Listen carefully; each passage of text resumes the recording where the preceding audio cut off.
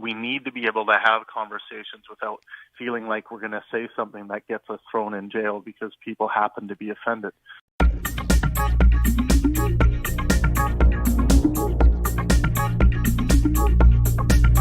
Skepticism.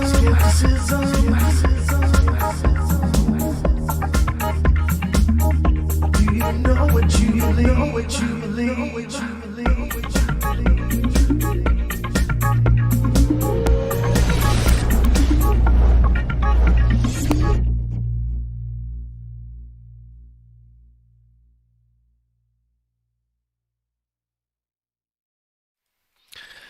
All right, folks, we are live.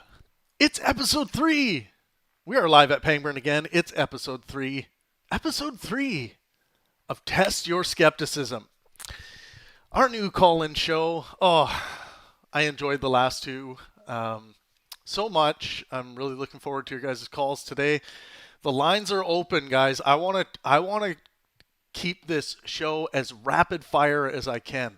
I want to get down to the brass tacks. Just a few things to trigger you off the bat. Trump is not a racist. Biden is not a pedo. And I'm an atheist. There you go. So the lines are open right now. Anyone who's ready, please call me. The number is up on the screen. The number is 1-940-580-2114. Or you can simply add me on Skype. Michaela will drop my Skype ID in the chat on YouTube. If you're joining us on Facebook, just jump over to the YouTube stream and you'll get the full effect of the pang. Just a little bit of housekeeping as we're waiting for some calls. If you want to support this show further, go to pang-burn.com/subscription. We need your support to keep the show running and everything we do at Pangburn. So consider becoming an official Pangburn subscriber. I would really appreciate it. Also, make sure you're subscribed to our YouTube channel, youtube.com/Pangburn. But most importantly, hit that notification bell on YouTube or you will never see our live streams. So, I appreciate it if you subscribe. It looks like we have a lot of people in the room today, but Zachary Miller says, isn't housekeeping a Sam Harris trademark? Well, I think it's been around before that, but we can do it in more the Sam Harris way. Welcome to the Pangburn podcast. This is Travis Pangburn. Okay, just a little housekeeping. There's my Sam Harris impersonation for y'all. Wow, 120 likes. I don't know how many of you guys are actually real bots or whatever, because people actually pay money to send bots to attack this channel. So I don't know. If you're a real person, say hi in the chat. If you're a bot, say hi too. We care. Bots' lives matter as well. But yeah, the phone lines are open, guys. Give me a call. 1-940-580-2114. I know we do have some callers calling in today at some point, but yeah. Oh, what's that? Oh, was that off? Oh, no. No, it's okay. Yeah, and we can talk about anything, guys. The whole point of this show... Yeah, JJ, give me a call. The whole point of this show is just to test out your beliefs, test out the things you believe, challenge me on things you've heard me talk about. But there are a few, I know, people who hold some... Oh, here we go. All right, you are on Test Your Skepticism with the Pangburn. How's it going? Good. This is JJ. Hey, JJ. Hey. So, what did you have for me today? Nothing exciting. Agree with all 3 points. Yeah. With regards to this, like, skepticism Or people who think they're being skeptical and then they go into the dark web and they find a photo that looks like Tom Hanks, or they find a video that looks like Tom Hanks, some kind of weird sex video with where they think Tom Hanks is having sex with children, and then they say, "Oh, look, my skepticism led me here." And then the first question that they're what they think is skepticism failed to ask is, okay, how am I going to verify that this is Tom Hanks in this video? Yeah, and I think that Occam's razor kind of really comes in, and if you can make something else up that has the equivalent value to it, then you're yourself to where you can create an endless array of, and you start diving in traps. Yeah. And I think that is what can sharpen your skill or dull your skill. Yeah, and we see it with religious belief all the time, where someone will try to make this rational argument, try to rationalize their faith-based belief, and then you'll be like, okay, but you can apply that same argument to Zeus, right? The same argument with the same conviction. I'm just gonna put you on hold, JJ, unless you had anything. I think I might have a theist caller calling in, so if that's okay. Go ahead. Hey there, you're on the air. This is Test Your Skepticism with Pangburn. Yeah, how you doing? Good. How are you? We're pretty good. Okay, so Catholic traditionalists and atheism is foolish. So I think what you first said was Catholic traditionalist, and then you said atheism is foolish. Catholic correct? traditionalist. Catholic traditionalist. Yeah, that's what I said. But anyways, so what? Why do you think atheism is foolish? And should we start off with what I mean by atheism when I'm talking about atheism? Yeah, because God exists, and I get you to prove that God exists.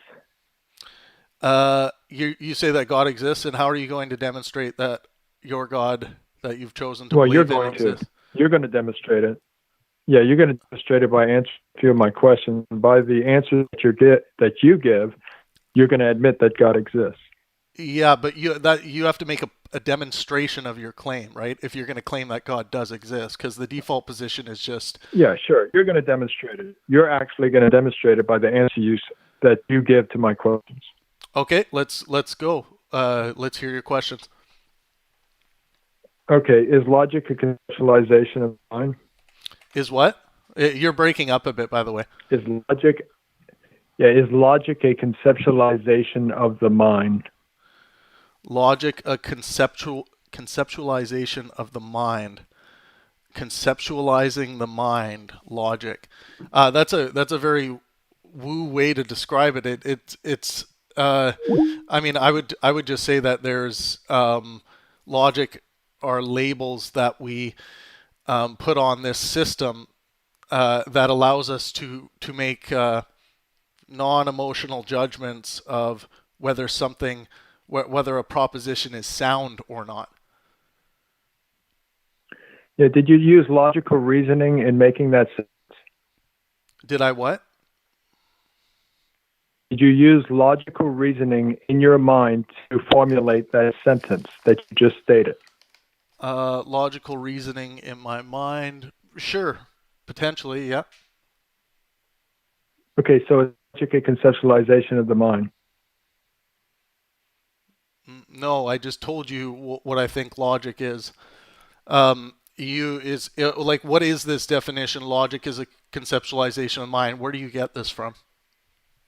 Yeah, you're literally contradicting yourself. You just admitted that you use logical reasoning in your mind to formulate a sentence, and then you just said logic is not conceptualized in the mind. No, I didn't say I use logical reasoning necessarily. I'm willing to grant that if you want to go to the next step, but like if someone is coming up with a reason why they believe something or the reason why they came to a conclusion on something, they may or may not be engaging with logic. Okay, so if you didn't use logical reasoning to formulate your sentence, then your sentence was meaningless. It had no meaning. do you think a painting of just a black dot has no meaning? In order to formulate a linguistic sentence that actually makes sense, is intelligible, there has to be logic behind it. If it's not logical, there's no meaning behind it. So all you were speaking was gibberish. So if that's all you're putting forth, gibberish, then I would not be able to make any sense of what you're saying. I would not be able to make any sense of what you're saying. Just be blabber. We're using a mutual language. The logical fallacies and systems haven't always been around while language has existed. So logic is a very specific thing, right? How can you tell if something is logically a fallacy, a logical fallacy? Do you utilize your mind to do that? Yes, we use our mind to experience everything that right. we experience. So again, logical conceptualization of the logic. You're just going back to claiming it again. So okay. No, you're not being consistent. Already you said that you need logic in your mind, reasoning in your mind, in order to know that something is a logical fallacy. And you've stated that you needed to use logic in your mind in order to formulate a sentence. No, I didn't. Yet are you not listening? Are you not listening to what I said? Are you not listening to what I said? When you tried to steel man what I just said, you just failed. And you're proclaiming this, oh yeah, and then you go back to the same thing that you said. Your audience, you're not being consistent. What's that? Your audience is that you're not being consistent. Your entire audience is seeing that you are not being consistent. Is logic? It's a simple yes or no. Are you playing your own? I mean, are you playing your own? Are you playing? Yes, will say yes. Are you playing your own cheerleader as you're having a conversation? That's what it sounds like you're doing. So 99.9% of atheists will say yes to the question: is logic a conceptualization of the mind? Because obviously, logic is a conceptualization of the mind. So stop playing ignorant and just give me an answer. So would you disagree with, like, say, a colloquial dictionary definition of logic? I'm gonna wait here for an answer so that I can get to my next question. No, a conversation doesn't have to go by your script. Are you going to demonstrate your God yet? Okay. Because so far you've just steelmanned incorrectly. Your audience is seeing how honest you are now because they know that logic is a conceptualization of the mind. Logic, reasoning conducted or asserted according to strict dishonesty. Reasoning conducted or assessed according to strict principles of validity. I think that's generally how it's used. Does logic exist? Yeah, and it's described and defined generally as I just read it to you, because words do have. Mind? Sorry? Does one need a mind to describe it? Does one need a mind to describe it? Does one need a mind to describe it? Yeah, sure. So therefore, logic is a conceptualization of the mind. You cannot know that logic exists unless you have a mind, correct? You cannot know that logic exists unless you have a mind. Sure, yeah. That doesn't mean that logic is a conceptualization of the mind. No. Logic is a then how can you know that logic? How can you know mind? Hey, why don't you just get to the presuppositionalist point where you're going to say I presuppose that a God exists? Why don't you just get there? No. You answered no. Why don't you just get there? Logic is not a conceptualization. You're wasting without a mind that logic is. You're wasting people's time with your mental fuckery that doesn't. Logic is not a conceptualization of the mind. Then how do you know that logic exists if you don't have a mind? How do you know that it exists without a mind? Why don't you talk about why you think it's a conceptualization of the mind? Because the rules say that logic is not a conceptualization of the mind. Because the rules of logic, so far as we can tell, stand like regardless of whether minds are there or not, the rules are still consistent. Like it's not like it's not like with it's not like we just it's not like we just it's not like we just decided that okay, these are what the logical rules are going to be. Using your mind. We use this logical system because don't it's you the need best your mind to make that truth claim?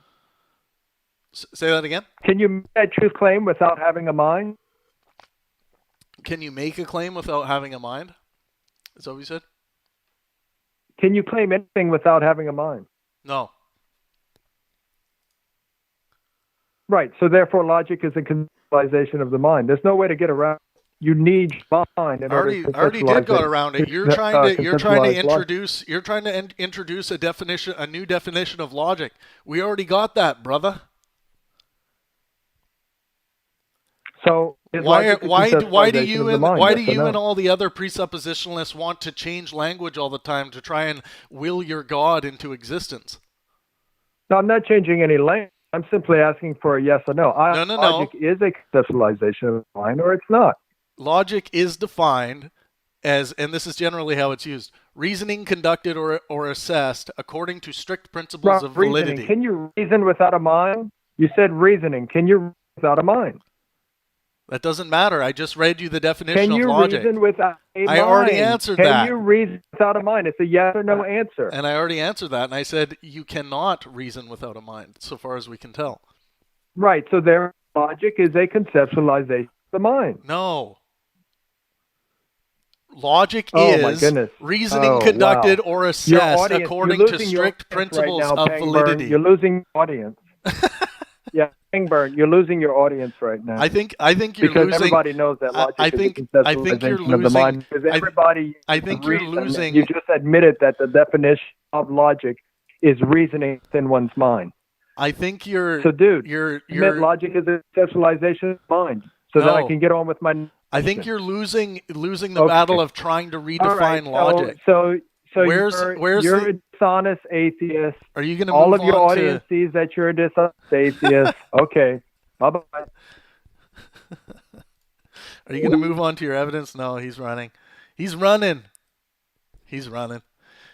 No, you don't just get to come in here and say, this is what logic means. Do you agree or no? Yeah, like obviously this person's coming in with a script.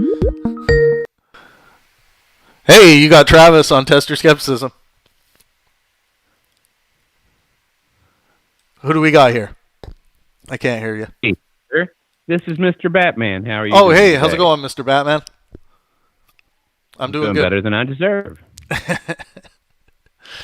Better than you deserve. Because I know what I deserve and I ain't getting it.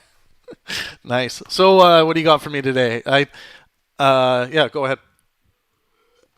Well, yes, sir. You said you were an atheist. Is this correct? I am, yes. Do you want me to just quickly say what I mean by that? Certainly. Okay. Atheism is the rejection of positive God claims, and the best way I can describe it is if someone comes up to me and says, "Hey, this God exists," and I say, "Cool, how do you know?" And then they show me whatever they think is a good demonstration of this, and so far, nothing has demonstrated that gods actually exist, any of the gods that have been proposed so far. So yeah, I think the most reasonable position when it comes to God, to Santa Claus, to all of these claims that people might make about mythical creatures or fairies flying around your head, anything like that. I don't think it's wise to adopt those as true claims. Well, I agree with you there, sir. Mythical creatures and fairies and Santa Claus. I bet that you agree with me on those particular positions. But I'm not talking about that, sir. And I'm glad you asked, how would you know? Because I'm actually doing a video on that very question. How do you know? How do you know what truth is, sir, or knowledge? What is truth or knowledge? Knowledge would be probably true justified belief would be a good starting. I guess true belief. I would agree with that. Yeah, yes, yeah. Sir. And then what was the second part of that question? Truth. What is truth, and how do you know it? Oh, right. Yeah. So truth. So basically, if someone makes a claim and we need to verify whether it's true, we use the scientific method for that, and sometimes a combination of the principles of logic. Okay. So and I used what's called correspondence theory of reality. Knowledge is justified true belief, and truth is a necessary component of knowledge. Truth itself would be that which comports reality, that which is real in the real world in real time, observably and testably so. That's the sense that you were talking about. Would you agree with that? Sorry, you're breaking up a little bit. I don't know if we can improve your signal at all. I am gonna close this one stream, but I'm gonna close the Facebook stream. Maybe try hitting me with that again, Batman. Yes, sir. Knowledge is a justified true belief.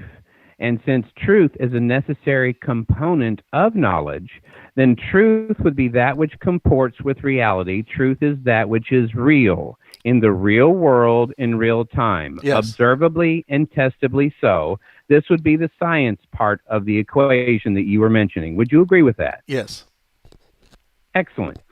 So, in order to know anything to be true, then you have to have reality, which consists of time, space, matter, laws of logic, and laws of nature. Where do any of those things come from so you can know something to be true?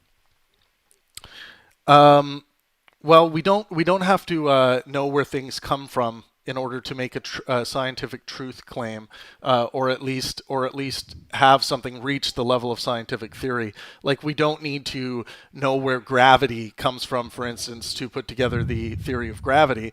We just didn't ask you that, sir. Okay, can you re-ask? Yes, sir. I'm asking you, in order to substantiate or justify your position, you said that truth is that which comports with reality. Would you agree that time, space, and matter itself had a beginning? No, not necessarily. Are you familiar with the second law of thermodynamics? Yes. What But does again, that law state? well, I'm not an expert in that, but we can look it up if you want, or if you want. I'm sorry, sir. I happen to be a science teacher, okay, so go I'm ahead. happy to quote it for you. Yep. The second law of thermodynamics states that everything goes from a state of order to disorder, from workable usable energy to no workable usable energy. It's also known as thermal equilibrium or heat death. That means everything is decaying. Everything was wound up at a least amount of entropy, and it's winding down to maximum entropy.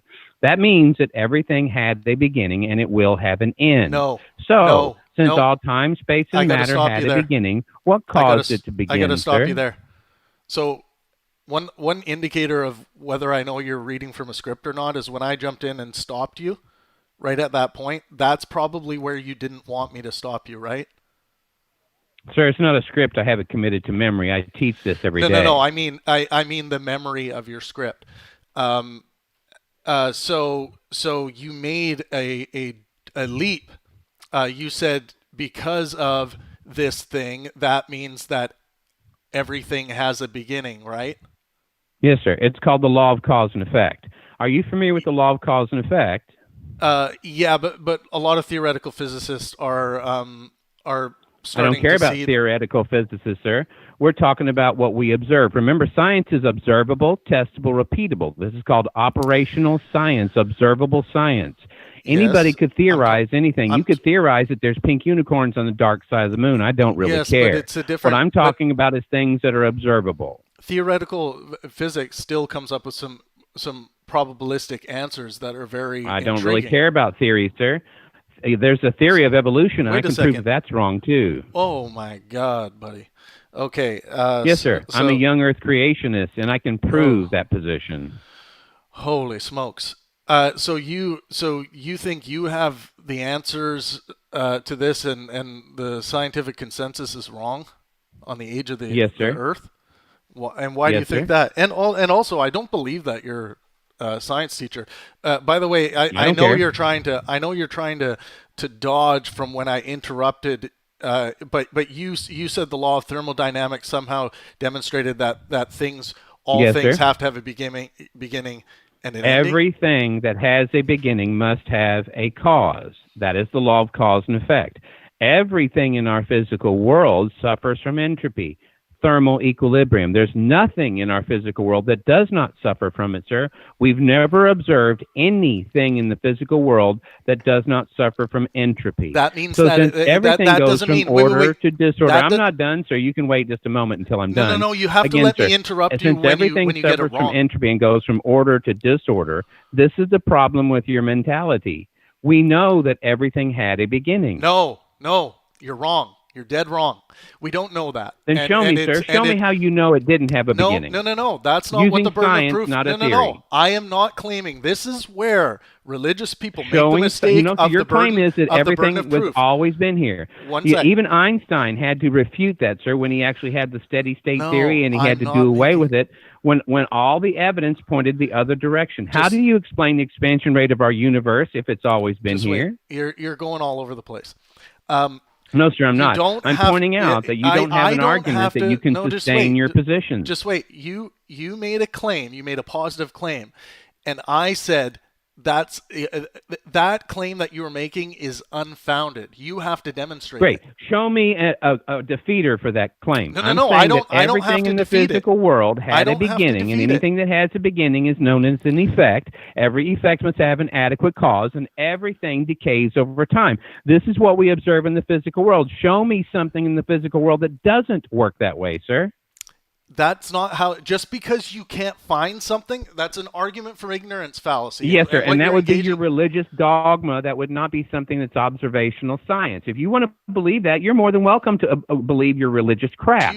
Let me ask But I'm not you- interested in your religious crap, sir. I'm interested only in the scientific method and what can be proved. No, I don't think you are, because you just said that you think the Earth is you're a young Earth creationist. I don't think it, sir. I know it. There's a difference do you between know it? thinking something and knowing it. How do you know Knowing it is a justified true belief. One of the ways we can know it is through the magnetic field around our planet. Are you familiar with this? Are you trolling, by the way? No, I just sir. have to I'm ask. quite obviously not so you trolling believe- because I know my information. You- The magnetic field around our planet has a half-life of about once every 1,300 years. The field strength decreases by 50%. So in about 4,000 to 5,000 years, the magnetic field will no longer be able to protect us from solar radiation and solar winds, and it will strip the atmosphere right off our planet. So that's kind of a problem. If we go forward in time about 4,000 years, no more atmosphere. If we go backwards in time, the magnetic field would get stronger and stronger and stronger. So to the what? point where we go back about 25,000 years, the magnetic field strength is so strong that it rips the iron right out of our blood. Life and hemoglobin are not possible. If you go back just 30 to 40,000 years in the distant past, the magnetic field strength of our planet is that of a neutron star, and motion itself is not possible. That's kind of a problem in your worldview. No, it's not. We have the scientific data and answers to why this is all possible, but you've seen Great. So when have we observed anything other than the decay rate of our magnetic field? When have we observed anything besides that? Yes, sir. Have we ever observed anything other than a steady decay of that magnetic field over the last 190 years? See, sir, I've studied Why this. does We've that been matter? measuring this field strength. I'm sorry, I'm not done talking. We've been measuring this field strength for nearly 190. Yeah, you're done. Yeah, you're done. That I hope you don't teach children, Batman, whoever you are.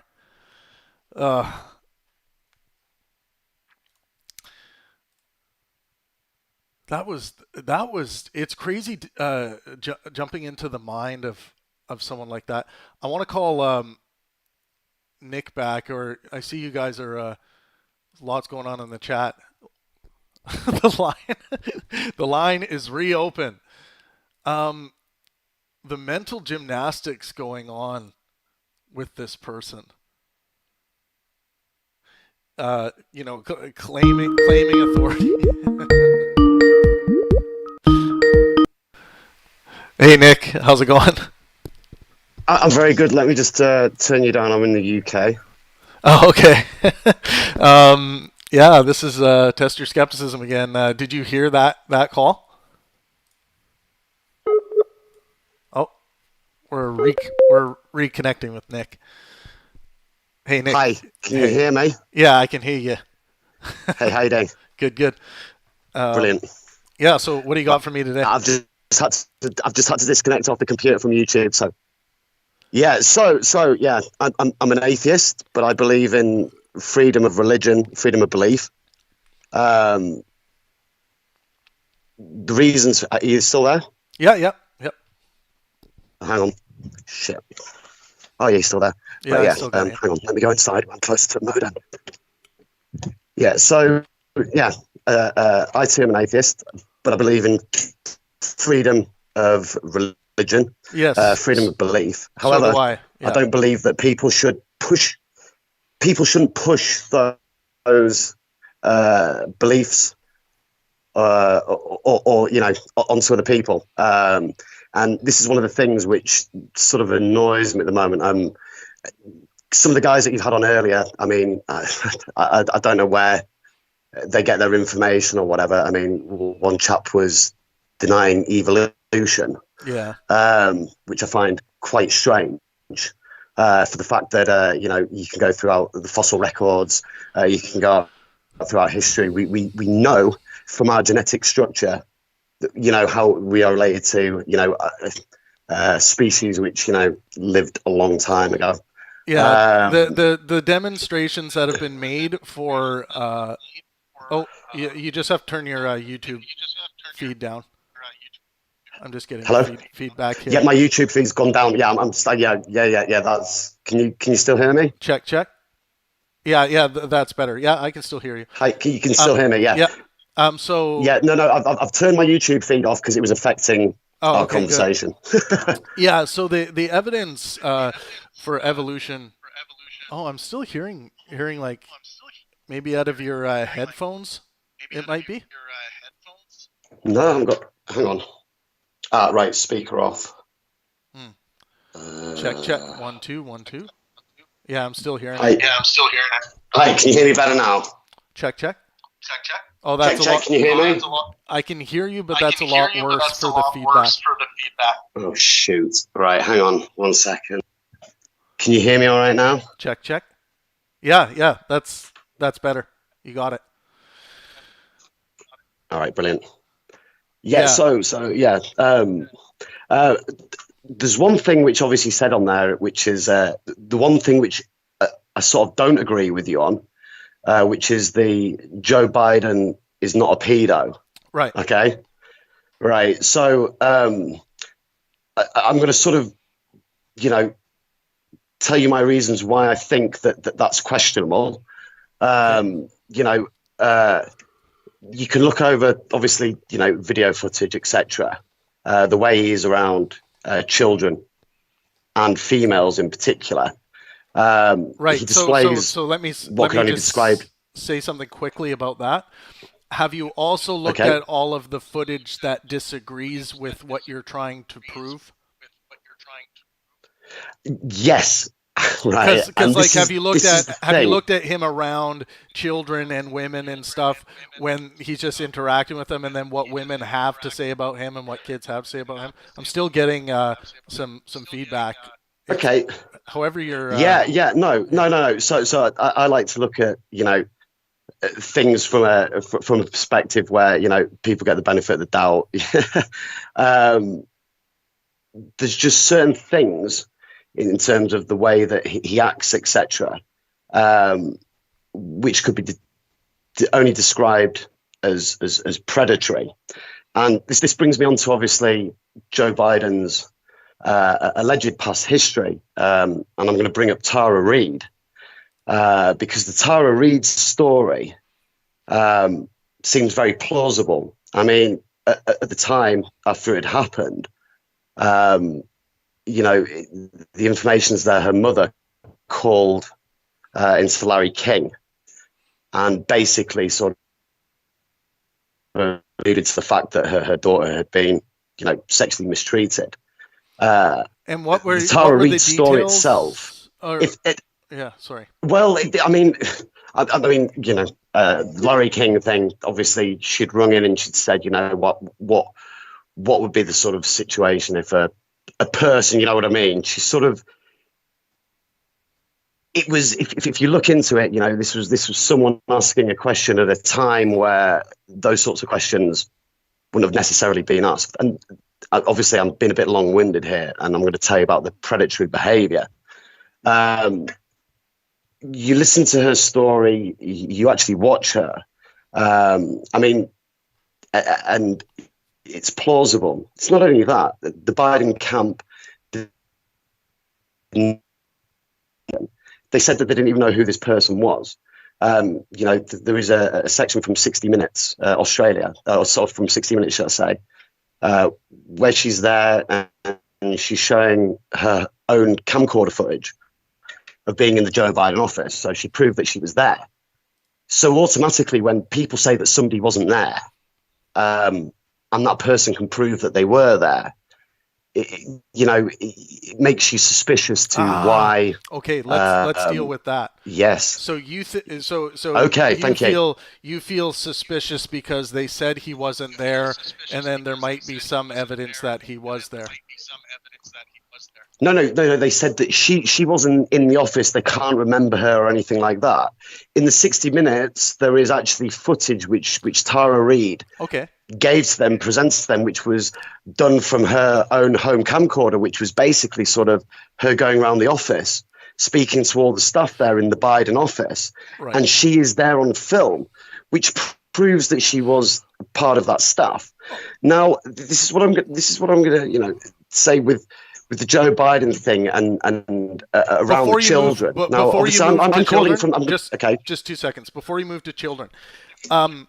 And also, can you mute yourself when you're not speaking, just because then it will stop this feedback? Are you okay? Yeah, no problem. Mute on your end. Okay. I'm not sure on my Skype. Hang on. Yeah, there's a little record button, looking button that should be able to mute. Oh, does it say start recording? No, it should just be your microphone mute. Okay, I can probably just cover my microphone with my finger. I'm a boomer. Okay, technology. Just because someone says, like, I don't remember this person stopping by, or I can't recall, or even if they say I know she never was here, and then she's been demonstrated later on to have been there, that doesn't mean that there is some conspiracy to cover something up. Okay, so that would be cynicism, and that would be conspiratorial. What you need to then look at is what. Okay, then what you need to have a look at is did this woman's life take this supposed incident of the digital rape is what was the accusation.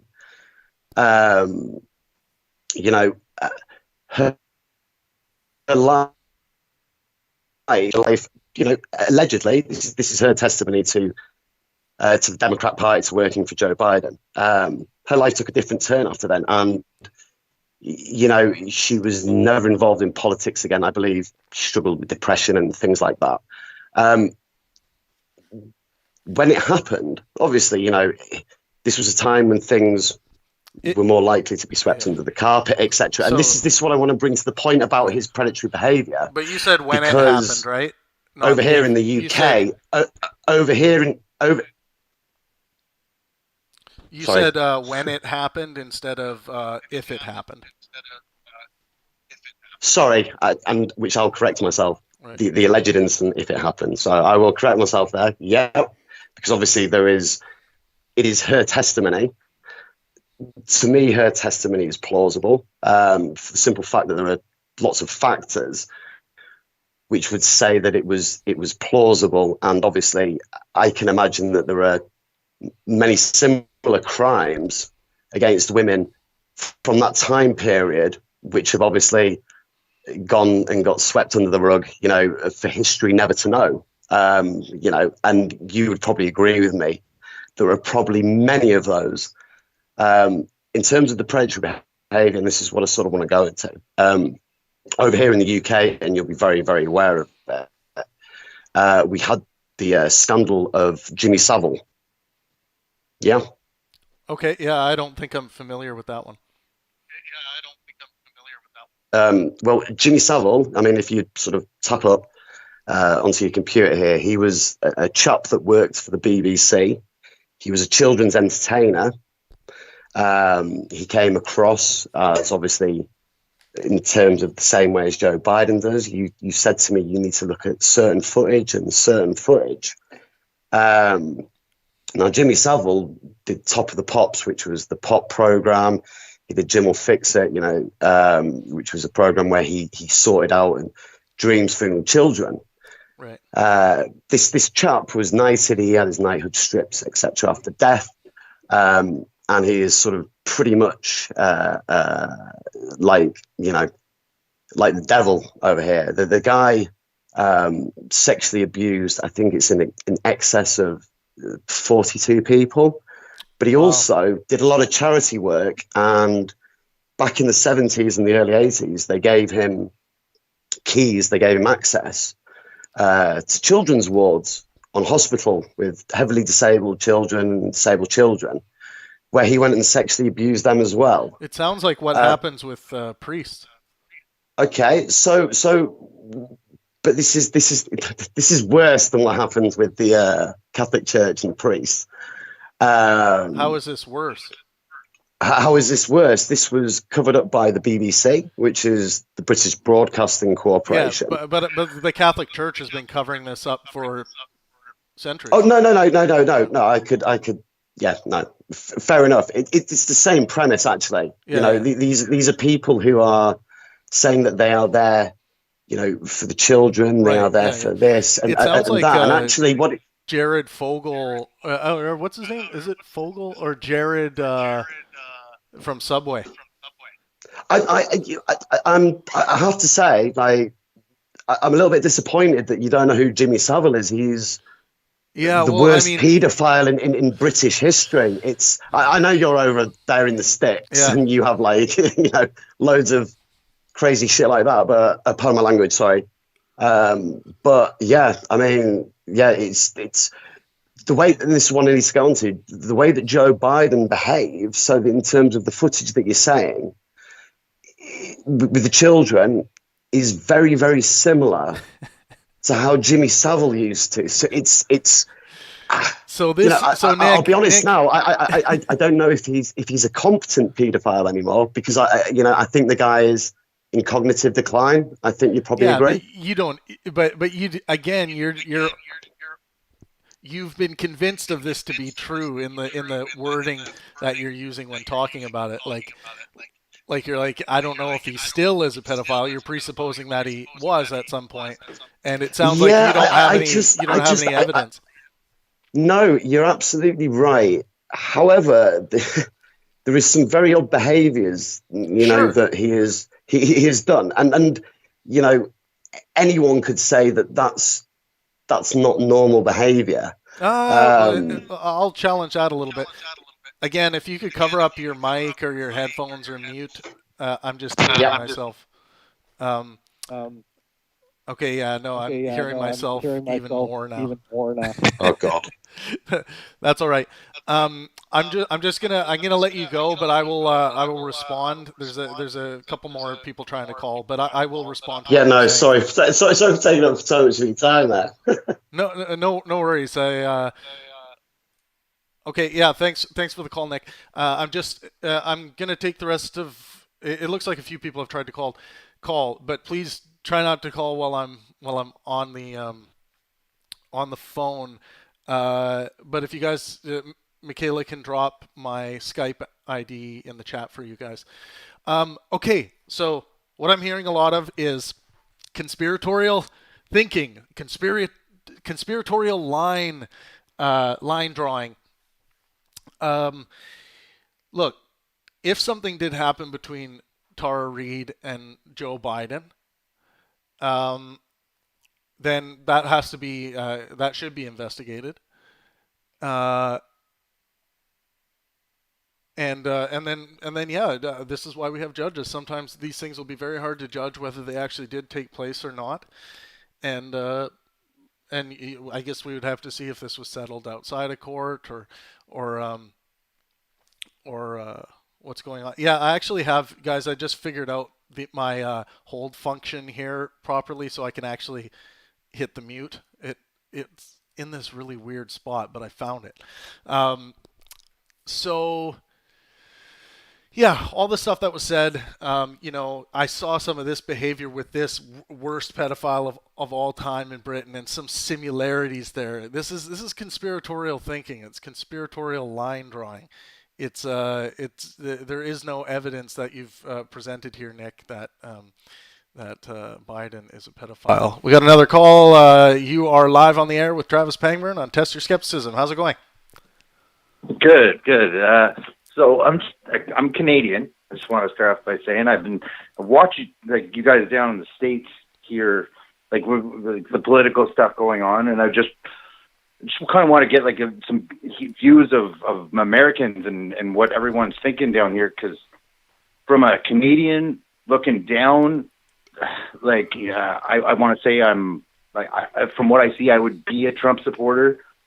I would be also probably anti-Antifa from what I can see going on down there. Right. Not that I don't believe in their movement. I don't like you know what I mean? Like, I have some disagreements with government too, but they seem to be attacking all the people. Right. Like, you know what I mean? Like, why would you going to work down there? I get what you're saying. It's like someone's trying to get to work. They're trying to do their job. They're walking to work. And then people say, you can't go this way. And then this person's like, don't take away my freedom to go to work. I need to cross here.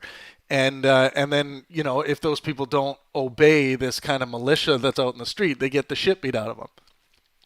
That's right. And then on top of that, you got these people that are scared in a large vehicle that I see constantly. I mean, it would be my common sense to hit the gas to get out of somewhere before I'm dragged out of that vehicle and hurt. And I'm just going by what I'm watching from up here in Canada. Like, right. And I just, it's just so heated down there. And it's hard for us to understand also because our climate's so different than your climate, politically. I'm Canadian, by the way, too. Cool. Are you actually in Canada now? Yeah. I live in Vancouver, BC. Awesome. I'm just outside Ottawa. Oh, cool. I just was hoping some people maybe might react to, this, one, that I'm a Trump supporter, two, that I'm also kind of anti-Antifa, and, and this whole Biden thing, like, you know what I mean? Like, the guy, I'm not convinced. I'm not saying he's not a pedo, but damn, he looks like one. And he's like the uncomfortable kissings of people and babies and touching and what I mean.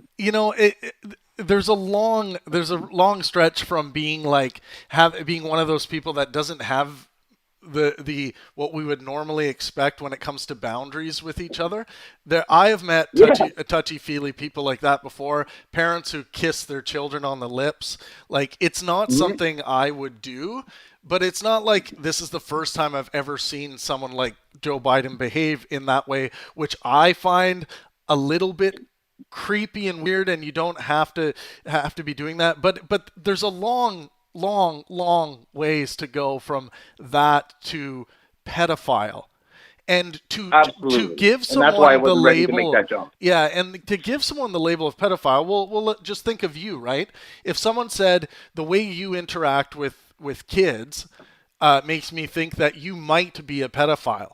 Well, all of us might be a pedophile. It's possible that that many of us are, but just because it's possible that someone is a pedophile, it doesn't give people the right to label someone as such. And what comes with that, like, if people get away with it because this isn't enforced by people very much, and there's too many people saying it, but I want some of these politicians and celebrities to start making legal examples out of people who are just going to run around and claim that someone's a pedophile or claim that you're a pedophile with absolutely no evidence of that. And it's just, this is where, like, if you are engaging with a solid foundation of skepticism, this stuff isn't even a question for you. It's just like someone will say, Joe, yeah, Biden's a fucking pedophile. And then you'll be like, why do you believe that?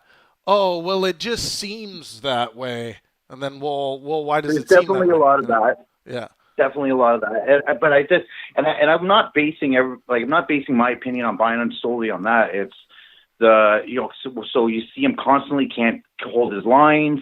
He seems like he is in some sort of mental decline, as well as, the uncomfortable touching. So yes, so let's not make the jump of he's a pedo, but you know what I mean? You've got a person that's socially awkward, that, has a hard time keeping his lines, that looks like he's in mental decline.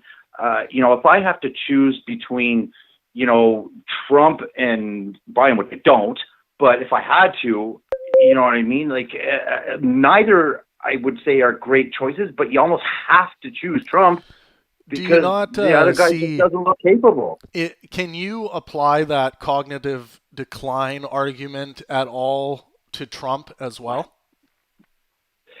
I want to say like 5% yes, because I've watched him speaking a lot, but that's the other thing. Like, are we really trying to pick between two people that are on mental decline? Like, oh yeah, the options. I would actually like to say one thing that because sorry, I didn't mean to cut you off. I just wanted, because it was really important to me, because I thought that, I forget his name, the Asian guy that was for $1,000 a month or something like that. Andrew Yang. Like I thought that. Yang. I thought Yang would have been the best choice that country could ever make, but he was just, he was never even a chance. His campaign was so awful. Whoever managed his campaign needs to be fired, and they need to be sent back to school. And he needs to have a real gut check as to why he's allowed himself to get sucked into this cancel culture, radical left agenda, which he seems to be deeply. I'm definitely against the radical left. Yeah, I'm not. I don't want to say. I think doing is crazy. The one thing I'll say is that I don't think Andrew was that way. When I met Andrew flew up to Montreal to meet me, and we had a meeting and we hung out, and then we watched my event with Steven Pinker and Michael Shermer. And when I met Andrew there, he is not even he is not even a shadow of what he was, the person I met there. This reasonable person who had a lot of great ideas and had a solid foundation of skepticism, and all these things that I would, want a leader to have.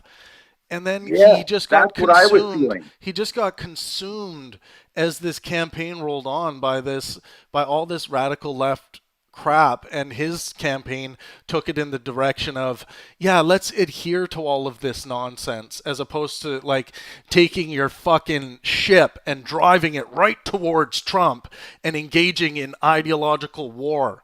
That's what people want to see on the Democratic side. They want to see someone reasonably challenge, not the radicals, but I'm talking about the majority. They want to see someone reasonably challenge Trump on the ideas that they detest. And Andrew Yang had every opportunity to do this. He could have created this and made this an ongoing, even live show where people could interact with him.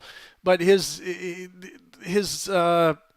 was poisoned by someone or a group of people that led him to believe that his best chances were to play the pander to the loud radicals. Yeah, well, that's disappointing, because I felt that he would have brought some like actual insight to running a country, as opposed to all this show that I just keep seeing between Biden and Trump. It's more of who's running the best campaign, not who's running the country best. No one cares. It's with a dual party system like this. It's no one seems to give a rat's ass about actual results. They care about group identity. And they care about things like mythical things. They're focusing on, who's the best at squashing this systemic racism that doesn't exist? It's like, well, if you're going to base it on myth, then nothing matters. People can just spout bullshit. But that's what's going on now. It just seems like now everyone is just spouting so much bullshit you don't know what's real, what's not real. There's no substance to anything anymore. Yeah, this is why skepticism is so important, man. It's like the cure to this, the cure to digesting things that you read, things that you hear, is just a solid foundation of skepticism. If some reporter on some news program says, and though all of those little connections are the reason why, Donald Donald Trump is a racist, or Joe Biden is a pedophile. Like people would hear this. And instead of, when you get into this group identity loop, instead of actually applying skepticism, you'll see that it helps your cause, so you'll just adopt it as your position. Like these people are doing this all the time. Yeah, people need to start asking the questions themselves. Now, can I ask you one question about our country? Yeah, man. So just because I'm filled with so much, I hate to say it, but I'm filled with so much hate. And it feels like every one of the people around me and every street I drive down, this whole country of Canada is filled with hate for Trudeau. Is it like that on the West Coast as it is on the East Coast? Well, I think when it comes to, I don't think there's hate. I think it's rare for people to, I think on both sides of the extreme political spectrum, you're going to find hate and disdain for the opposition. But I think when you get closer into the moderates, which in Canada are like kissing lips in the center, basically. But I'm not even seeing a debate here anymore. I literally, from in my area, it's like, I can't even tell you one person that likes Trudeau. Right. Not one. Really, I swear to God, I don't know one family. Not one. If I drive down the road, if I drive down my road, there's signs all down the road like defund Trump, or not Trump, defund Trudeau. Right. I've never been filled with so much political hate until Trudeau came in, and he's. So what? Literally, I'm just. Go ahead. What drives the hate, do you think? The lies, I have never known a man to avoid every single question in the way that man has. Like I watch some of them when they go up and they speak in the whatever, I forget what it's called, the House. Yeah. And he will be asked a direct question literally 25 times, and he will not answer. He is constantly. He just gives the same blanket answer. Is it one of those replays where he's just as I've said, we are doing these things for Canada, and we are going to try our hardest to bring back the great jobs that are and it's just this kind of canned response. Yeah, that stuff drives me nuts. Like if I could give my personal, I know it's probably clouded, not right, but my personal feeling, I think his dad went through. And his dad raped the country as well, but not enough. And I think that when his son got in, his son was like, you're going to be in and out, and so do everything you can so that we better our family, as in the Trudeau family, by going out there and just giving every single other person in the world money except for our own country. So that way, when he's out of office, him and his family are taken care of for the rest of life. Meanwhile, our whole country suffers because of this man. Yeah. When you say our whole country suffers, like Canada, first world problems, what would you say? Look at the. Okay, so just some minor things that bug me. The girl that stuck up for herself in the ethics committee there, the one that wouldn't budge for him, that he eventually canned. What about the train deal that we got down here in Montreal? Right. Where him and his family organized this backroom deal. That's wrong. This gun ban that he just initiated without asking what about the poor vets? Remember the vet said to him, the army vet, he's like, our vets need money, and he's like, well, we just don't have money to give. But Right. you just gave $10 million to a terrorist that cut off some guy's hands? Like, these are pretty... So the do you think any of these problems existed with Stephen Harper? I think that, yes, I do think that some of these problems did exist with Stephen Harper, but I think that he's exaggerated everything, if Stephen Harper could have, I didn't see Stephen Harper fucking, sorry for the language, like sinking our country in debt at the rate that this man has. So the reason why I'm kind of a Trump supporter is because, so all these things that people say bad about him, I still see that man fighting for his country. I see Trudeau out there fighting for everyone else but us. Literally, he's going to sink our economy. He's going to sink our country. Yes, he will have done some good around the world, which is great.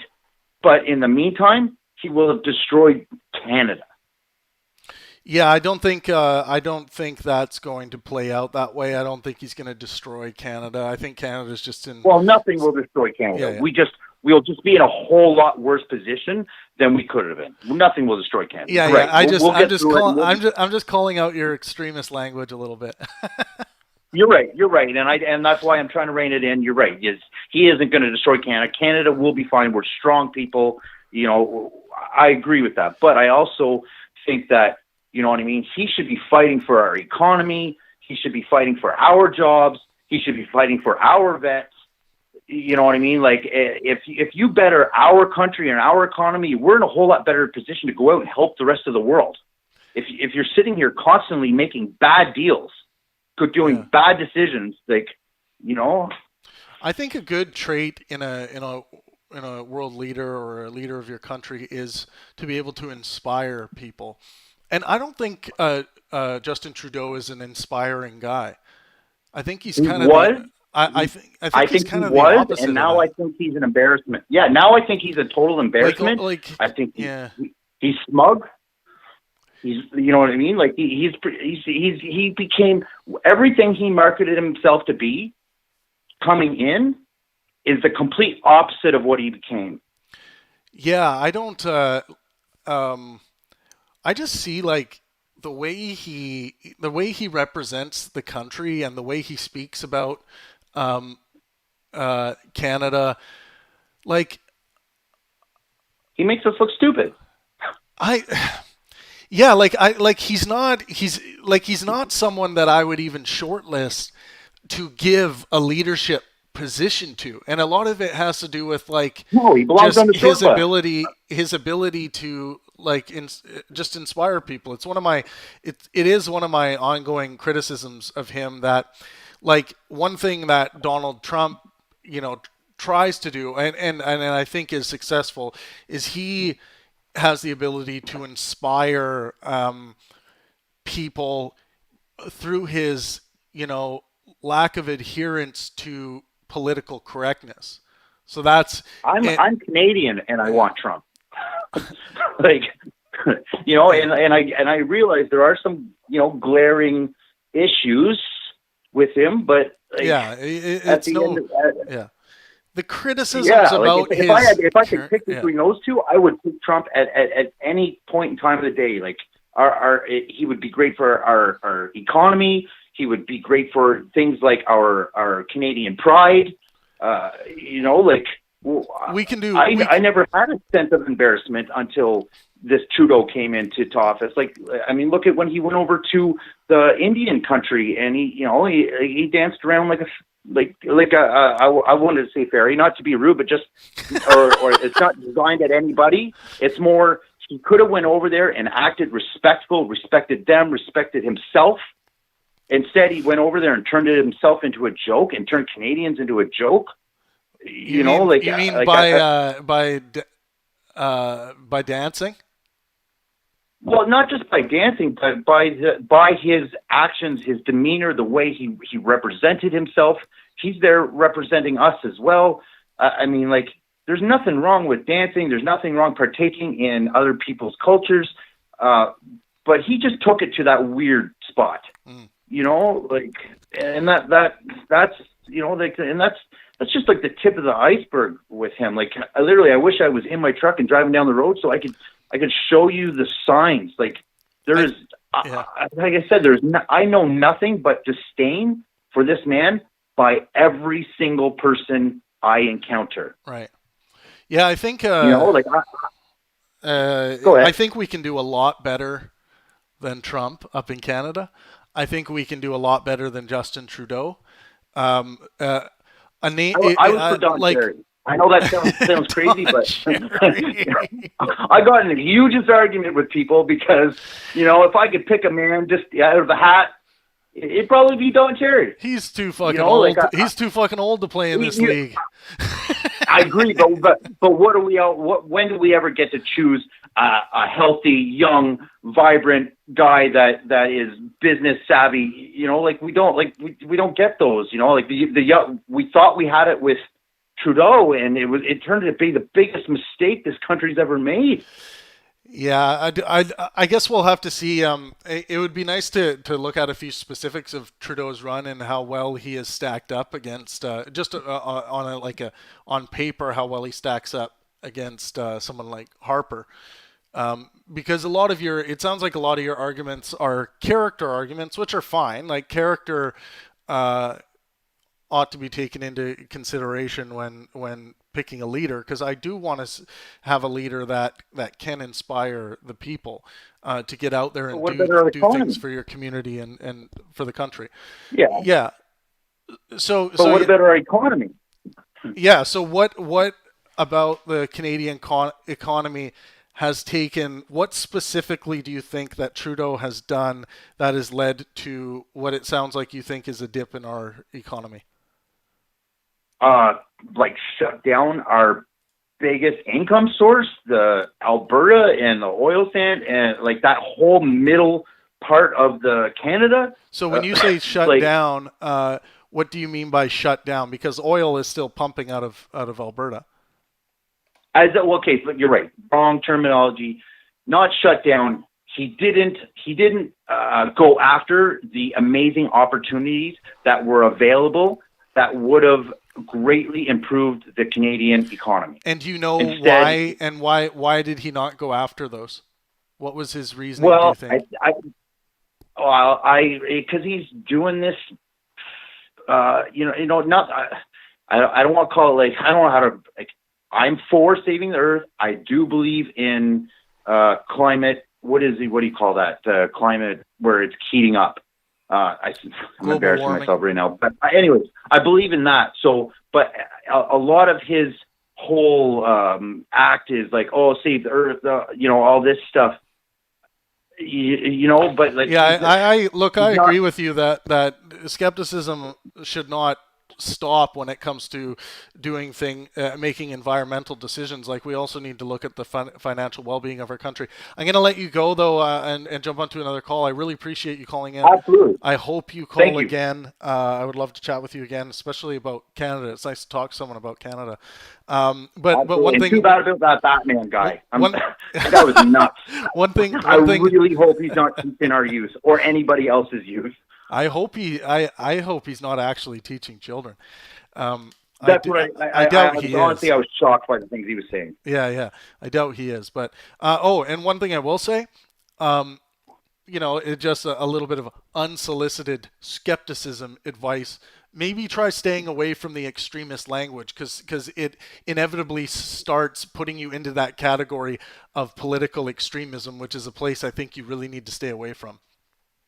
I agree, but I don't get the opportunity to have a conversation with somebody that, like you, there's just, everyone is an extremist these days. So you can't, it's really hard to have a good debate like this. And I'm really happy you reined me in a few times because it helped me stick to what I was saying and understand what I was saying better. But that's a lot, that's some of the reasoning for my extremism, because they're just seems to be so much of it right now. I hear you. That's a good point. We do get consumed by the social media extreme use of language and things like that, and then until we have time to practice this, sometimes it does come out that way. But I appreciate your honesty, and I appreciate the call, man. Hey, have a good day, man. Okay, that was awesome. Phone lines are still open, guys. We still got what is that? Oh, nice. Feel free to call me. Interesting. I don't get to talk about Canada much. I'll tell you, there ain't much to talk about up here. Why did I just do a southern accent? I think that's when I think of Canadian conservatism. I know some people who work in or manage in the oil industry that have a thick Southern American accent.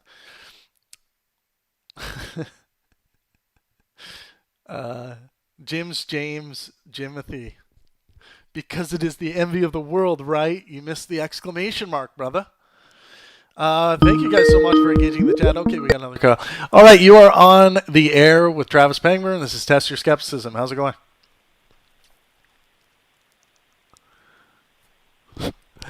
You're live. Hello. Hello. Hey, how's it going today? Pretty good. Is this the wrong number? No, you have you're live on the air right now with Pangburn. Okay, the delay was weird. This is Villain. Yeah, this is right. You got it. All right. Ready to start the conversation. So you get the topic up there. Trump is not a racist. I agree. Biden's not a pedophile. I'm going to be skeptical on that. It's kind of creepy, but I don't have any evidence that he is, but he creeps me out, though. Right. So actually, that's interesting that you said that. He creeps you out. So creeping you out is kind of some kind of pseudo evidence plus towards him being a pedophile? Hold on. I'm having it here. No worries. So, am I hearing you now correctly? Yeah. Am I clear? Okay, here we go. Okay, I had an audio situation there. It's fixed. Oh, okay. Gotcha. So say that again. Creeping me out. What? So do you think that the fact that Biden creeps you out a bit, do you think that is evidence positive towards him being a pedophile? No, but I think it's a reason for me to keep an eye on that guy. Keep an eye on him for what reason? Well, I think that in order to be aware of your surroundings and be aware of the situations that you're in, you keep an eye on behavior that is outside of the norm from what you're used to. And just a lot of, granted, it's all through the media that we see, but a lot of those little clips that are repeatedly just... Yeah, they're kind of shoved down everyone's throat, those clips. Yeah, it's just like you were saying a minute ago, it looks uncomfortable. And it's just not an adult child affection that I'm used to. So it's just a little bit out of my behavior that I'm accustomed to. So I just kind of keep that on the radar and see if it turns into anything. Okay, so I guess by that, by hearing how you described that, you would probably think that Joe Biden, there's a higher chance that, would you be willing to claim this, that there's a higher chance that Joe Biden is a pedophile instead, or when comparing him to Donald Trump? Like you would say there's a higher chance that Biden's a pedophile versus Donald Trump.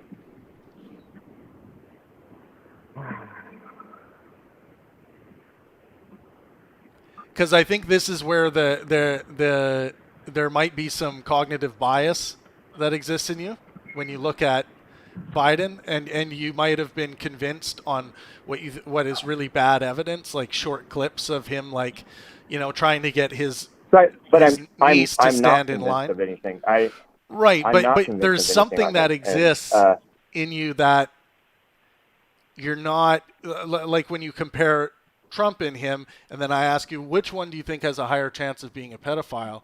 That should be an easy answer to say, well, I don't have any reason to believe that either of them are.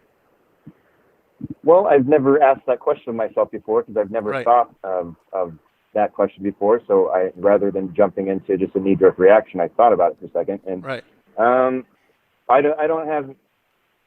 I think it's these people running around making these like the pedophiles, like screaming the pedophiles are coming, or the labeling all these people as pedophiles without like tangible evidence.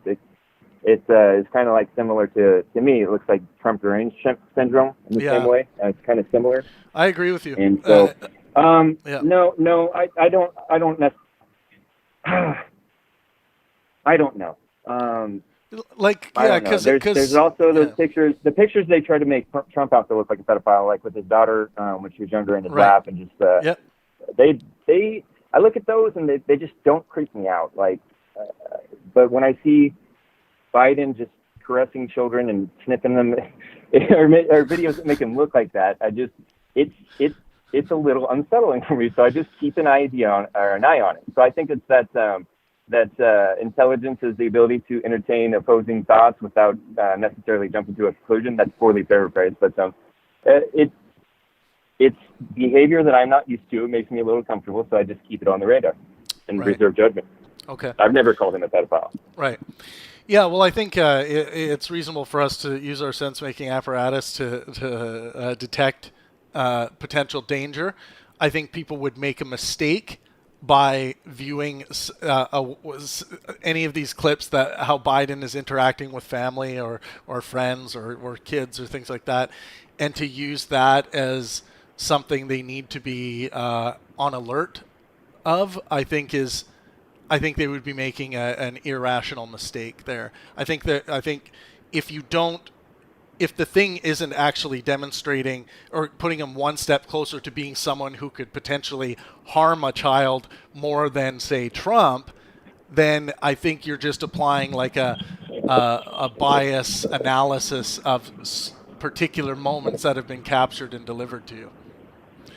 But if you want, nothing wrong with being biased.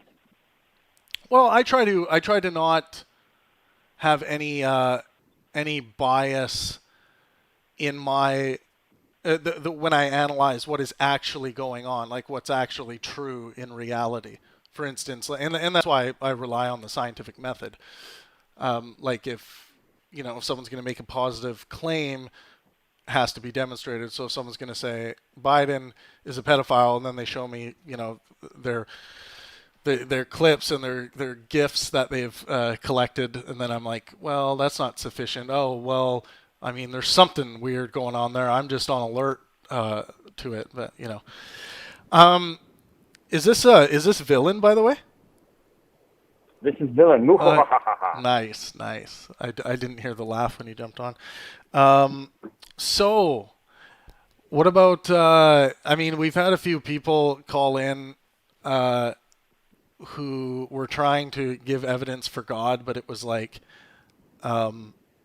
just a bunch of word salad and crap. I hope you can do better if you're interested in talking about that. Well, since you're the platform here and it's your show, why don't you give me your stance on atheism first rather than me being the guest in the room and being put against the wall? Yeah. So atheism to me, and I think the way Sam Harris, Richard Dawkins, almost every atheist I've ever met, and then when I clarify for them, they change to adopt the real position of atheism. But atheism is simply like someone makes a positive claim about the existence of God. They come up and say, hey, Vishnu exists. It's this God. And then, oh, wow, a God. Interesting. Why do you believe that Vishnu exists? And then they show me what they think is sufficient evidence, and then I look at it and I say, well, this doesn't prove that Vishnu exists. This proves that the story of Vishnu exists. So I'm not going to believe that Vishnu exists. So it's a lack of belief position towards gods. That's what atheism is.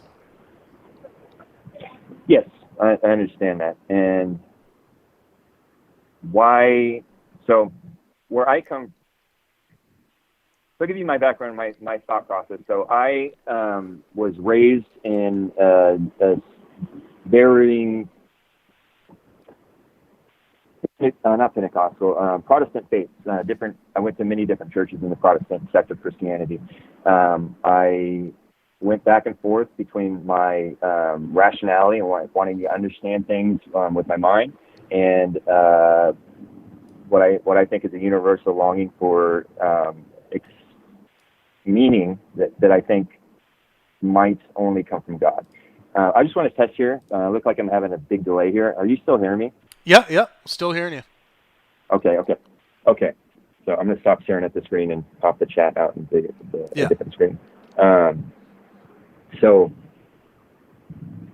I came back and forth to that, and I ended up going to Bible college. It turned out to be not the most academic Bible college. I didn't even know when I was younger what accredited mean, and this was not an accredited school. I went there for one semester, and I gave up on it before I would even finish the whole semester. What it came down to is I went to Bible college for two reasons. I wanted to help people, and I wanted to be trained to kind of be a leader in the worldview that I was given. And I also wanted to get down there and get down to the brass tacks of understanding things and get rid of those wavering questions in my mind. And when I got there, I found that it was just more, from my perspective, it seemed like a lot of appeal to emotions. Right. And I think that appeal to emotions is okay in certain situations, but when you're making fact claims like Vishnu is the name of God, or Jesus lived at this time and did these miracles, or that Allah flew to the moon on a winged horse. Right. I need factual evidence for factual claims. Right. I think Richard Dawkins is the one that says extraordinary claims require extraordinary evidence. I might be wrong on him saying that, but so I really checked myself really hard, and it came I found from that Sagan, I didn't really have. Yeah. Sagan? Okay. I think so. I checked myself really hard, and I really dug into myself, and I found that I didn't really have any foundation for those fact claims other than an emotional attachment of the environments of the teachings that I was surrounded by growing up.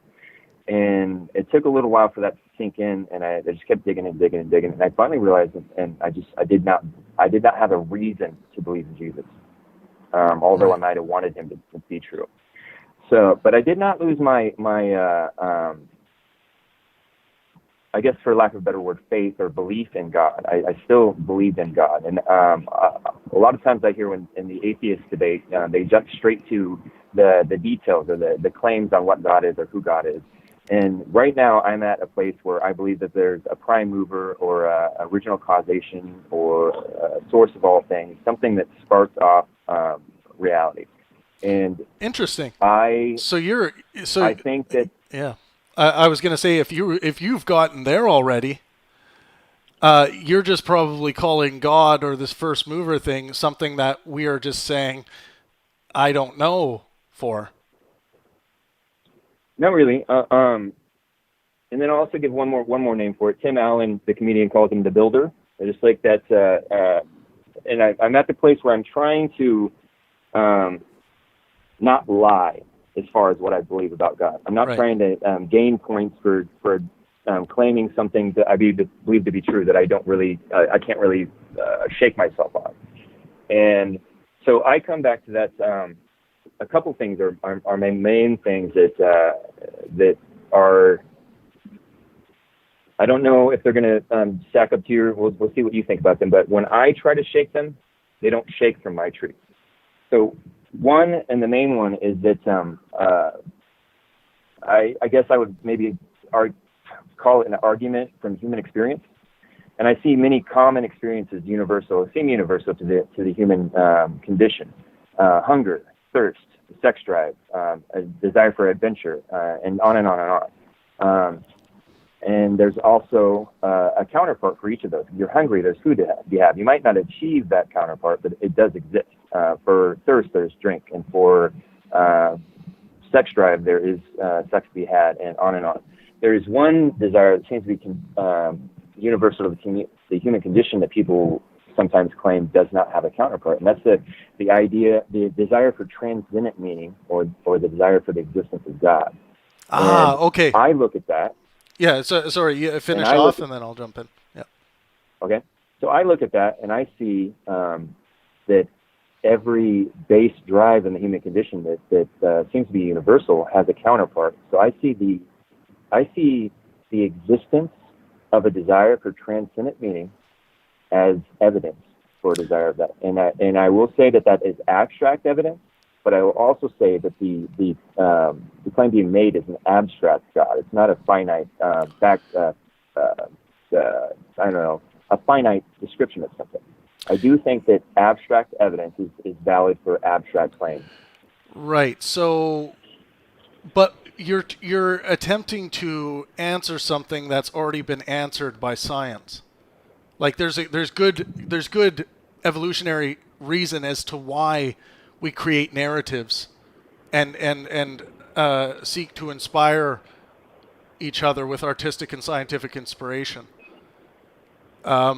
So, like if, like you were talking about this thing of wanting to have meaning or wanting to feel like you have purpose.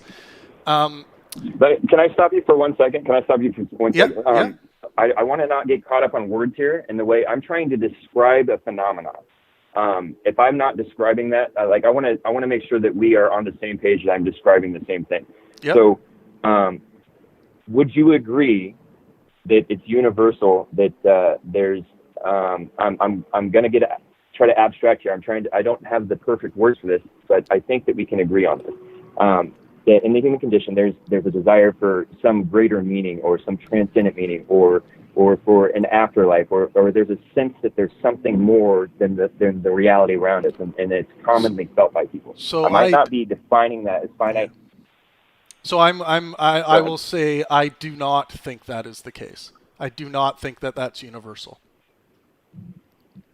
All right. So that's going to be a place where we just fundamentally disagree on, because my experiences in my life and the people that I've interacted with, I have not met a person that doesn't after thorough discussion of our worldviews and respectful conversation of what each other believes, I have not met a person that I believe is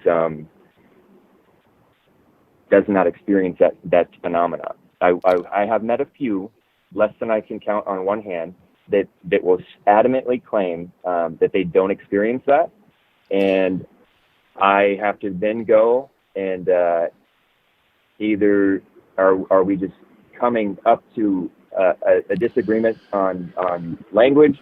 And I'll be honest, I wonder if the other person might be genuine in what they're claiming. But mostly I stand on the fact that I cannot make the exception destroy the rule.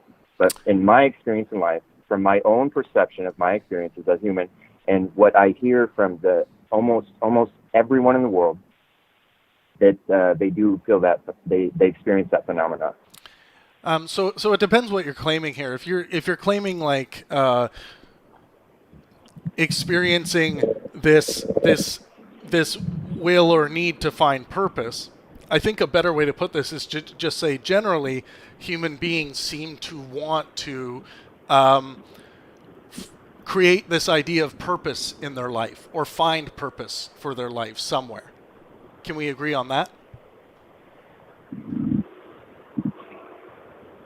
I think,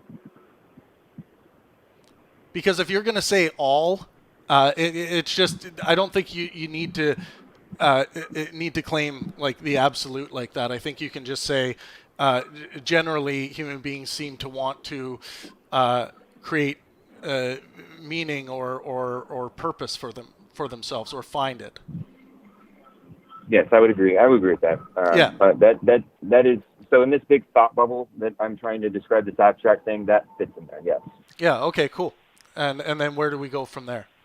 Because look, people, like, for me, my purpose for my life is always being analyzed and checked through my skepticism, and it's a purpose that I've created, as long as we're not talking about determinism, which we won't get into. But let's just say that my biological entity has created and it's manifested, and this is the thing that I gain a lot of pleasurable feedback from. So here I am. This is what I'm doing. This is my purpose. I didn't have to go. I didn't have to seek that, finding that through any gods. There's no afterlife that comes into that. It's just, and if people say, well, how can you live without any wonder in your life? I'm like, are you kidding me? I look at the unanswered questions of science, the stuff that we still need answers for, and it fills me with so much inspiration and so much wonder and so much excitement. I actually think it diminishes the process of life if you just start committing the argument from ignorance fallacy, where if you just say, I don't know what is out there, or go out of the gaps, I don't know what's going on out there, but it seems to be this thing, so I'm going to hold on to this thing for now. I think there's better ways to go about it, including saying, I don't know, to questions that we don't know. So, and I do that. I do that with Jesus. I find that an appealing philosophy, and I honestly don't understand. I couldn't imagine a situation where somebody believed that was true, the story of Jesus, and would reject that, because you go to cake heaven. You just, like, everything's perfect. Like, you live for happily ever after. But I have not found a reason to believe that. So I just say I don't know on that. So you would probably be in line with Jordan Peterson's metaphorical approach to Christianity, then? Would you say? Like Jordan. Years, I have been looking into different approaches. I look into a lot of different worldviews, and I just kind of clang them together and see what lasts. So Jordan Peterson does a lot of that mythology. There's a guy named Jonathan Pejou has I think interacted with Jordan a couple times. He's a Greek Orthodox Christian icon carver. He sees the world through symbols and symbolism. I'll even look at, like, there's some people that would be, I would say, the closest thing you could get to an actual Nazi in the world today. Some of the neo-paganists in Europe that are trying to make an argument for Thor. I'm not saying that their arguments are rational, but I look at the way that they believe and look at the world, and I try to see it from the perspective, and see what I can what I can see from there, just looking at things through a different lens. But let me ask you this. I'm not trying to dodge you. Let me ask you this real quick. So I wake up as a human, and my mind becomes more and more rational, and I examine the world. I experience more and more inputs and experiences and learning, and I have certain things that just are the core of my soul. And, like, some of the really hard questions that come up, why am I here? Who am I? What is my purpose? Where am I going? Where did I come from? Those bubble around that idea of immortality or transcendence from this realm to the next. And there's that condition within me that I have to deal with, and it's there, and it's constant. And the thing that I have found that hey, Villain, can I just... that at the most right now? Yeah. I just wanted to go through those questions you ask yourself every morning again. Can you go through them a bit slower? Okay, I don't ask myself them every morning. They're like existential states of okay, so let's just... These questions that you ask yourself, and before you give me the list, do you think that they might be stupid questions? Some of them? I don't. I don't, because I didn't choose them. I experienced them, and they're something that I have to deal with. So right, no, but if you had a question in your mind that was like, I wonder what witch doctor was responsible for the Big Bang, that would be a dumb question, right? I don't believe that there are dumb questions. There's only dishonest questions. If there's an honest question, if you were a person that honestly asked that, you need to go to the route towards looking for the answer to that, and you need to learn all the things to why that question doesn't make sense. But through that path of seeking asking that question honestly, I believe that it'll take you to away from the error of that question. Okay, so you don't think there are any dumb questions, but I'll continue. Go ahead with your list. I don't think there are any dumb questions. I think there are honest questions or dishonest questions. Okay. So, questions like, who am I? Where did I come from? Why am I here? Okay, wait. Where am I going? What's my purpose? So the first one was, who am I, right? Yes. Okay, so science answers that clearly of who you are. And then the next one is why you are. So you're making a claim.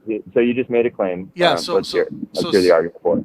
So science can take down all of the information of who you are, and theoretically take down your brain state, and that this is who you are. You know, we identify people by their by their appearance, but also we must start thinking about when we do start downloading our minds into software, how that gets broken down, or who do we talk about like first version, second versions of people, but I'm just saying that the scientific method. Let me ask you a question. I want to point something out. You just said when we start downloading our minds into software, and you spoke that as though it sounded like that's something that you believe will happen. It's on the horizon. Yeah, I think it's inevitable. Okay. I think that me and you are having a difference of language here, because when we really get down to it, you are describing the same thing I'm describing when I say that I'm going to live on to the next world.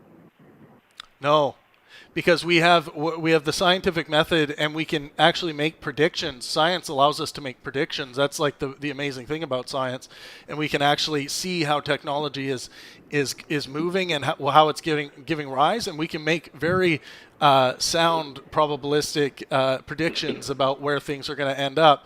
But in your case, if you're going to claim, that there's an afterlife waiting for you, there's not a shred of scientific evidence to demonstrate that.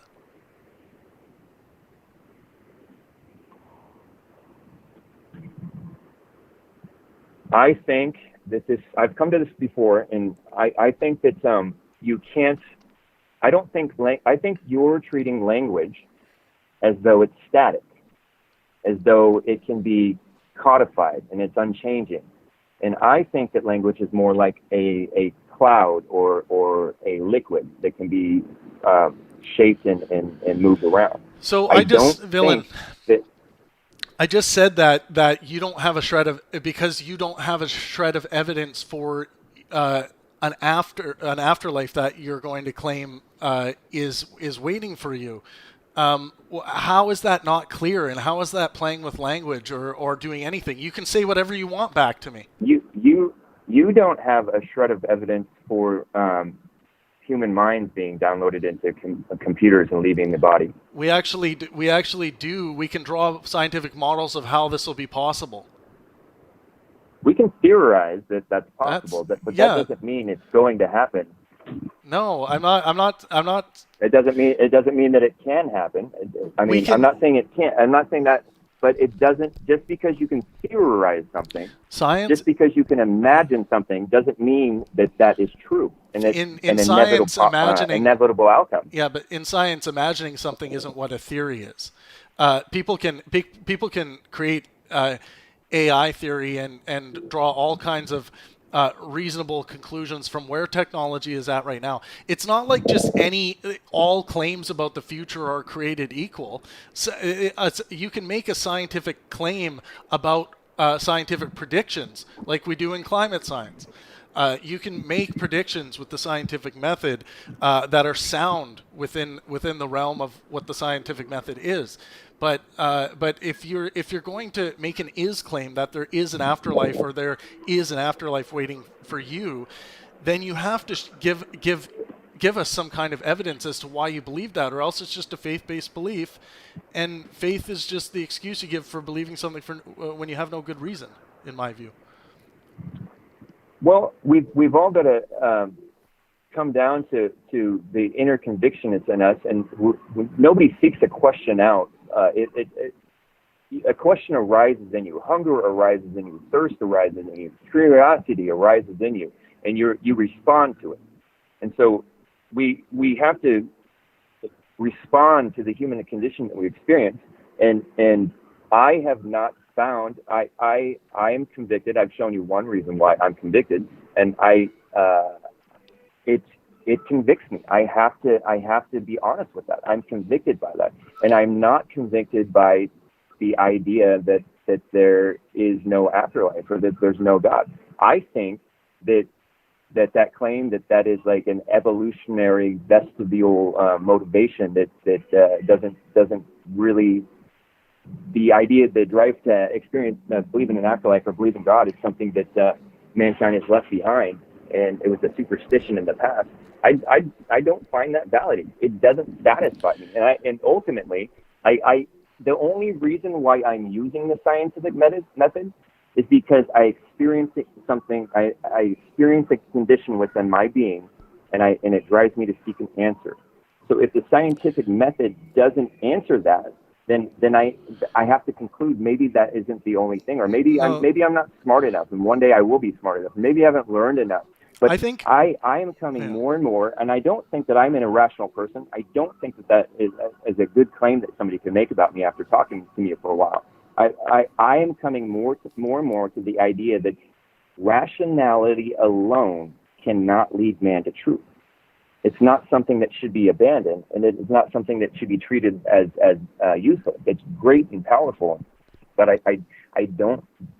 Ultimately, I'm talking about the meaning of life. Yeah, and I so don't it find sounds the like scientific method that answers that question. Yeah, so it sounds like you don't want to accept like what we've discovered from an evolutionary science perspective about, like, for instance, our obsession with what's it called, agency. Our obsession with agency comes from a survival instinct where we see agency in shadows and all around us, things that surprise us. We see agency in it because it's better from a survival perspective to err on the side of agency than to not, because that agent, being the potential predator, might actually be a predator and not the shadow of a bush. So I'll respond to that in the fact. Yeah, and I was going to say, these God concepts. Go ahead, finish. Yeah, sorry, go ahead. We experience agency in ourselves. And there's a tendency in the human condition to attribute the things we experience to other things. So yes, we have come to believe that fire does not have agency. But it's when you look at the perspective of the caveman that might have believed that. I was going to say it's not that it's not that irrational of a conclusion for him, but he.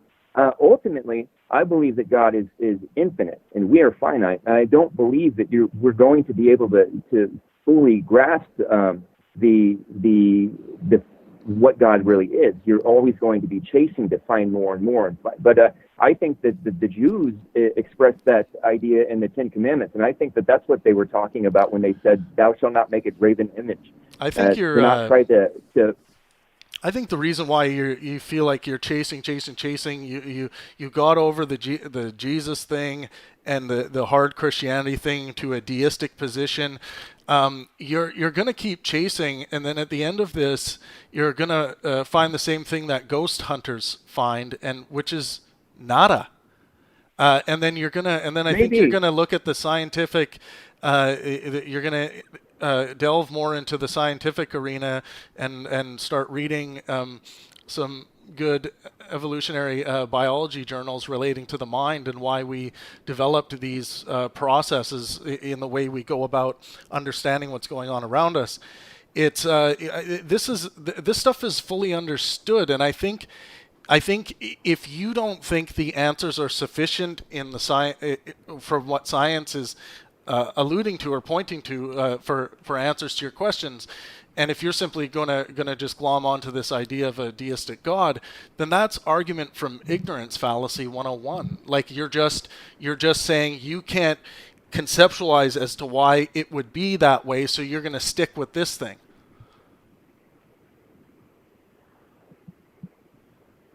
No, we're both led to believe something, and we act on that. I could say what you just said to me back to you, and I could say that you are going to come to the conclusion one day that the scientific method fails the meaning question. It answers what or how, but it doesn't answer why. I think that you are going to come to the. So you made a claim about me, and I'm going to respond to the claim with you. We're at a fundamental disagreement here. You think that one day my belief in God is going to fail me, and that I'm going to come to rely on the scientific method. I believe that about you. I think that ultimately you're going to find that the scientific method cannot answer the question of why, the question of meaning, transcendent meaning. And I think we weren't talking about the why. We were talking about whether this deity actually exists, because you keep claiming that it exists. I do. Yeah, so that's the thing I'm talking about. I think people create meaning for themselves through their subjective moral systems, which is not can do in that. the realm I do. of science. I think the psyche can play tricks on you, and that's why I'm very, very careful to not give in to things that I don't really truly believe. And I told you I have to come from the human condition, and I have to try to shake the apples off my tree that will fall, and the ones that remain, I have to just acknowledge that I was not able to shake them. I want to ask you one. We touched on this idea the other day, the idea that skepticism cannot go too far. I think that I think that in order to act in the world, you have to have a belief. And I heard you running the guy down earlier for this, and I know you don't believe this, but I do. I think that I don't know if presupposition is the same, but I think that we are kind of like, to use the same metaphor in a different way, we are kind of like water, and in order to remain stable in this life, we have to choose a vessel to be in.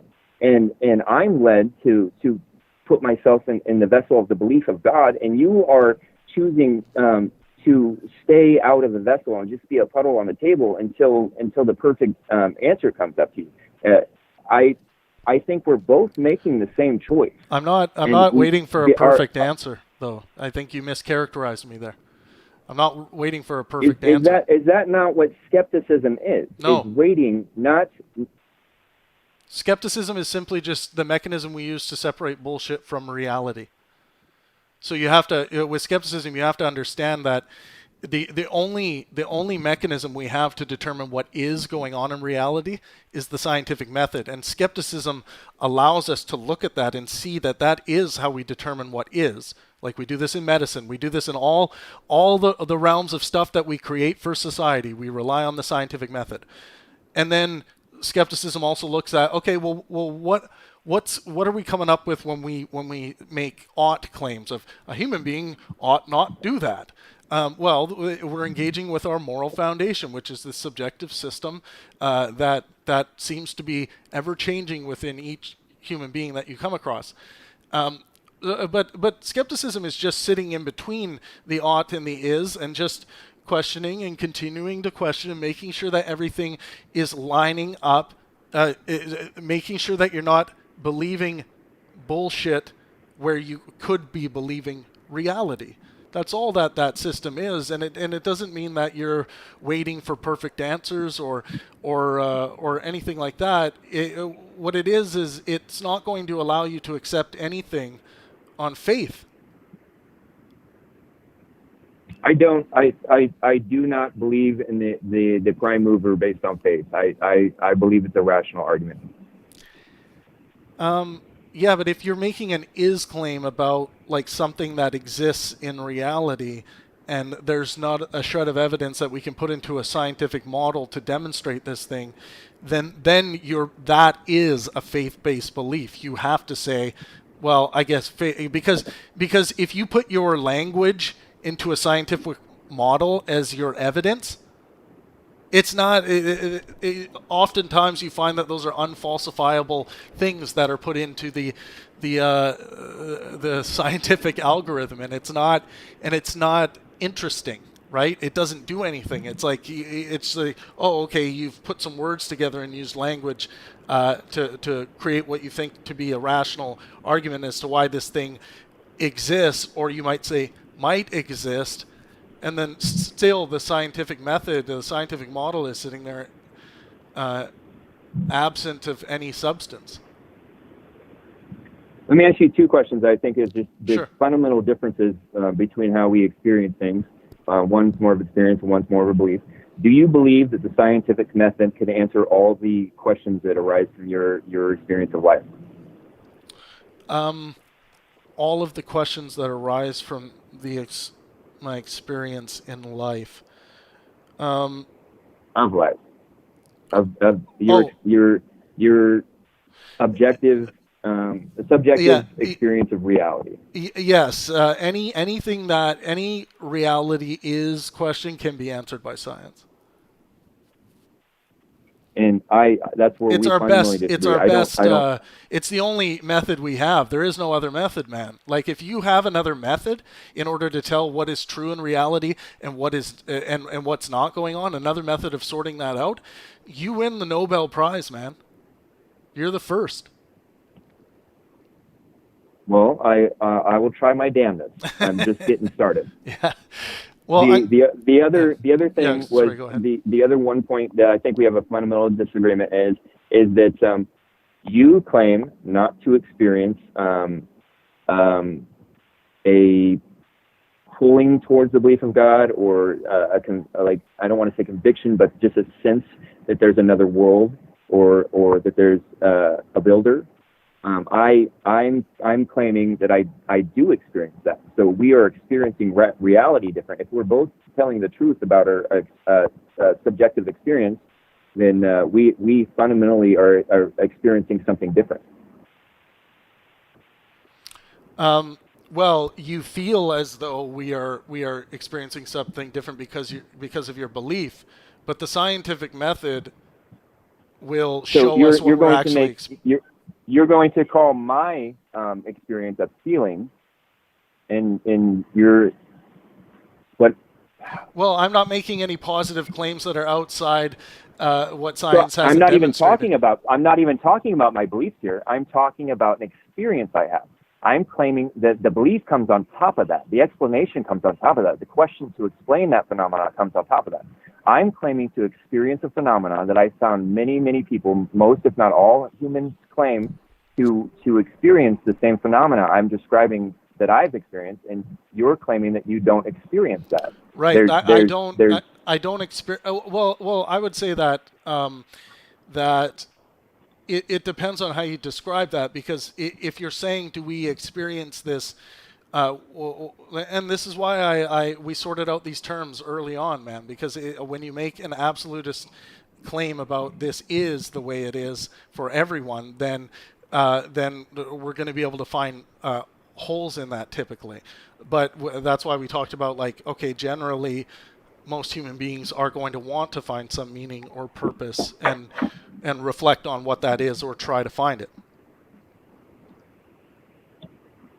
And since we're getting nitpicky on words here, I'm not talking about, I'm talking about something baser than that. Not somebody wants to find its meaning, just they experience this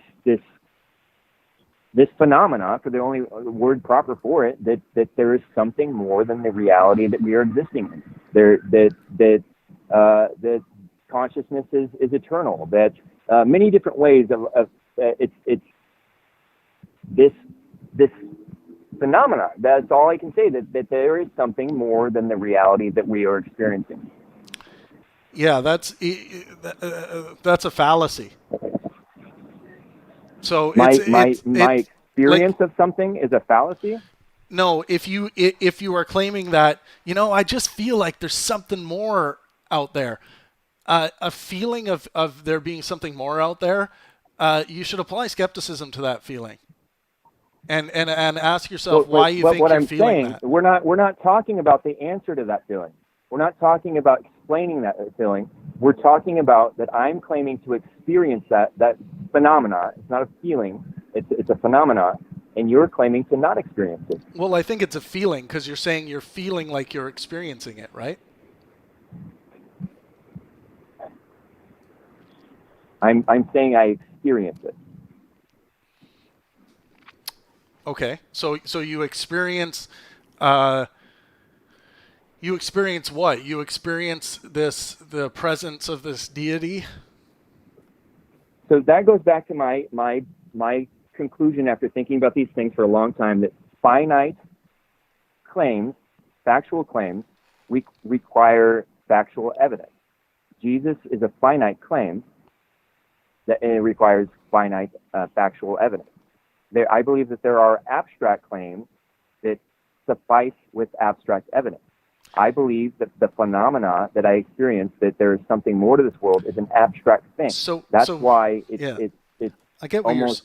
That's why when trying to create a word pattern that is static to describe that abstract thing, it's not going to work. Well, it's the like abstract when an abstract painter can make an abstract painting, and then if you try to describe that with static language, it's not going to work.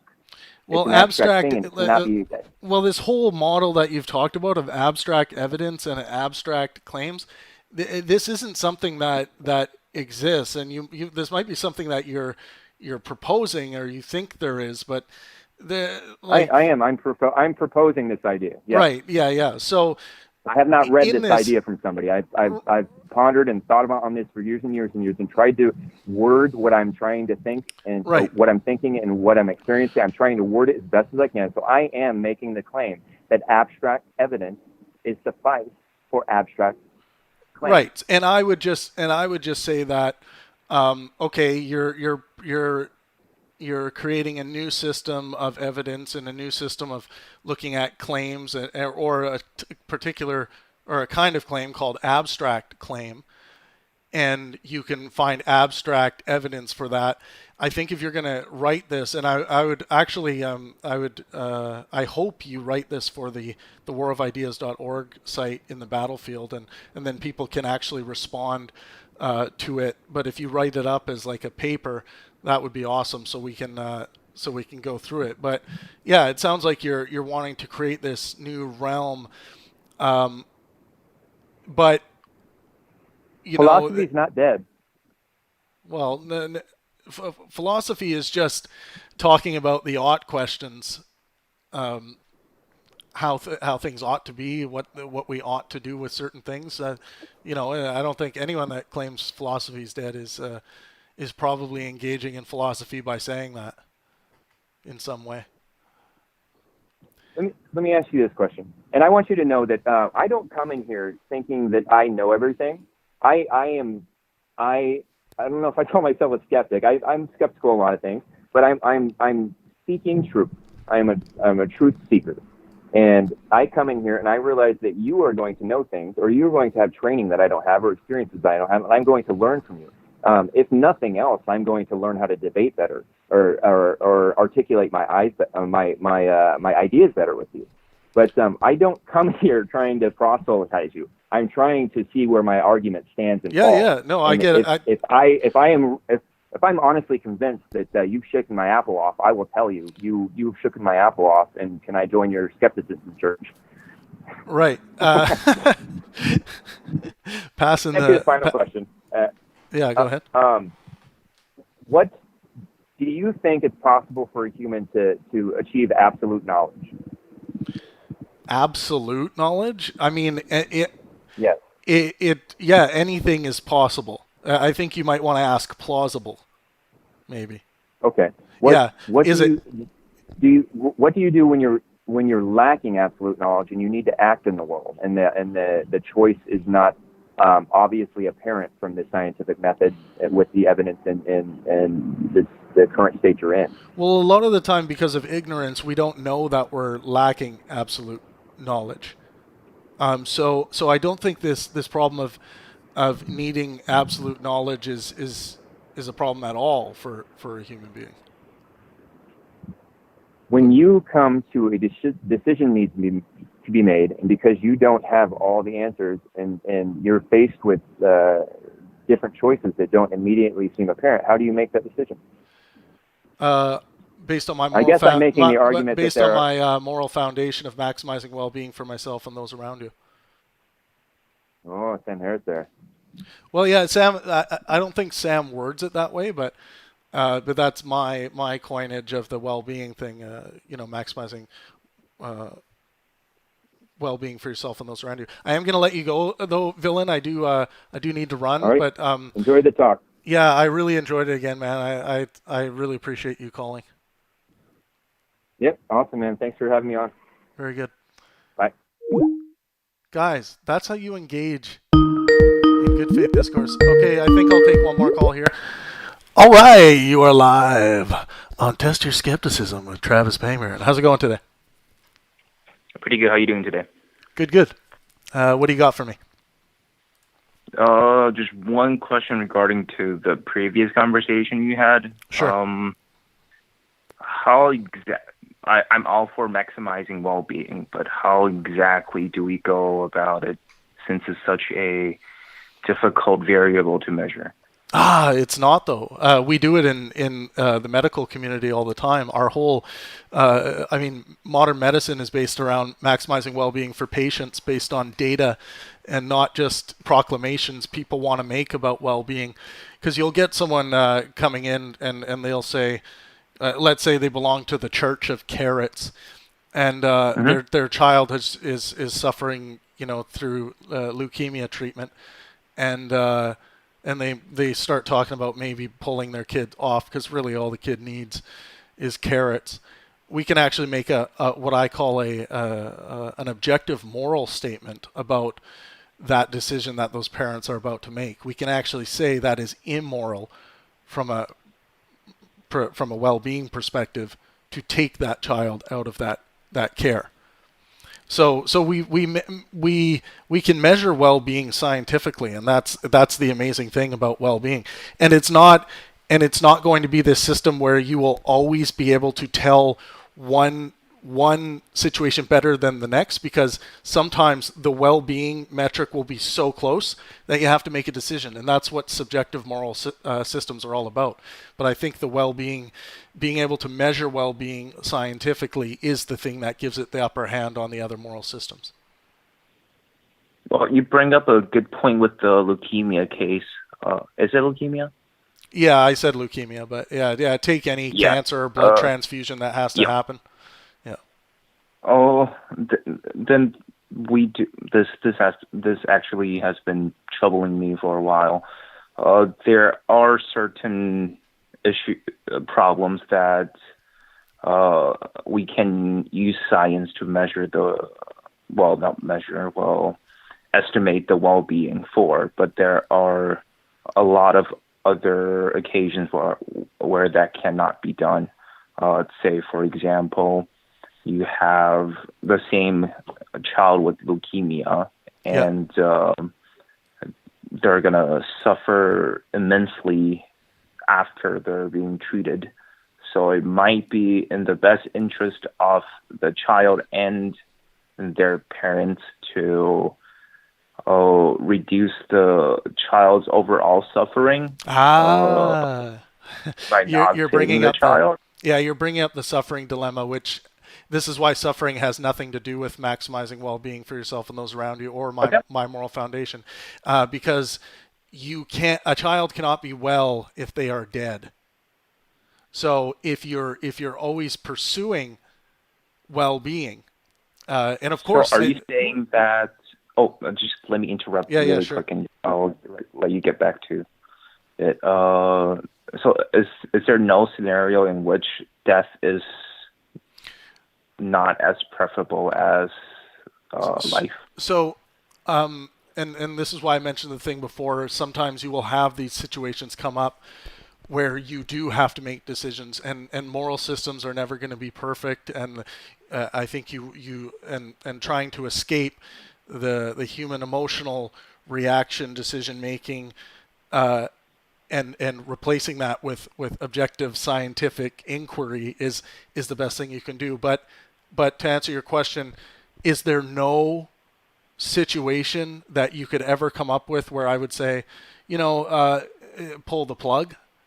Of course, there are going to be situations where you can come to that decision from when you're making a decision, maximizing well-being for myself and those around me, to prolong this near certain death for an extra few days when there is no chance of recovery.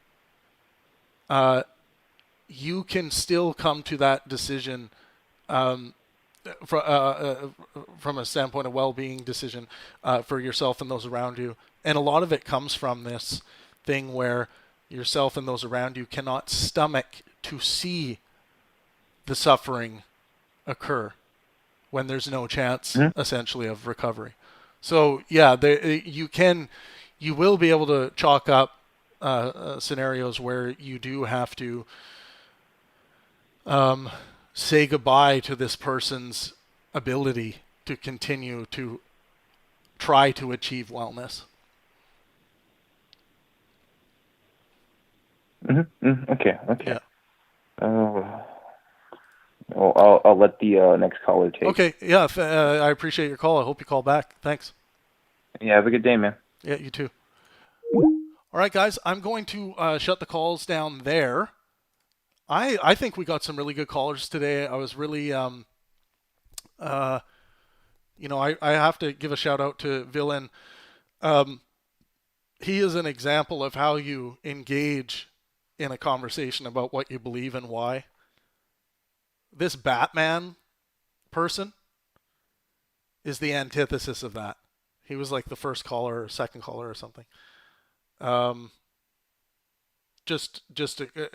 You feel like you are not talking to a human because they're being automated by this dogma, this script dogma that has driving themselves. That's why they sound like they are a zombie or a robot. You're interrupting me.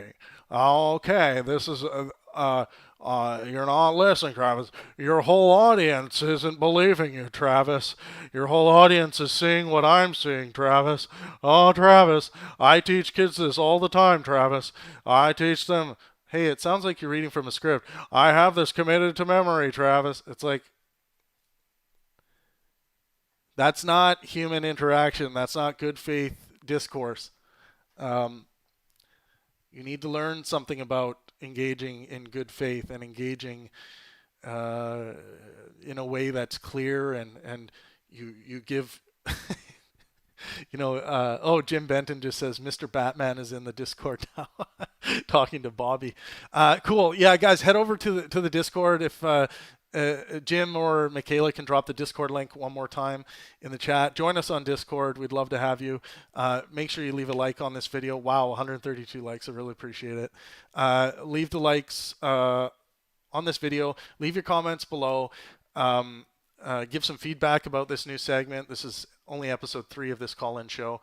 So, it looks like Michaela needs to redrop that. Okay, good.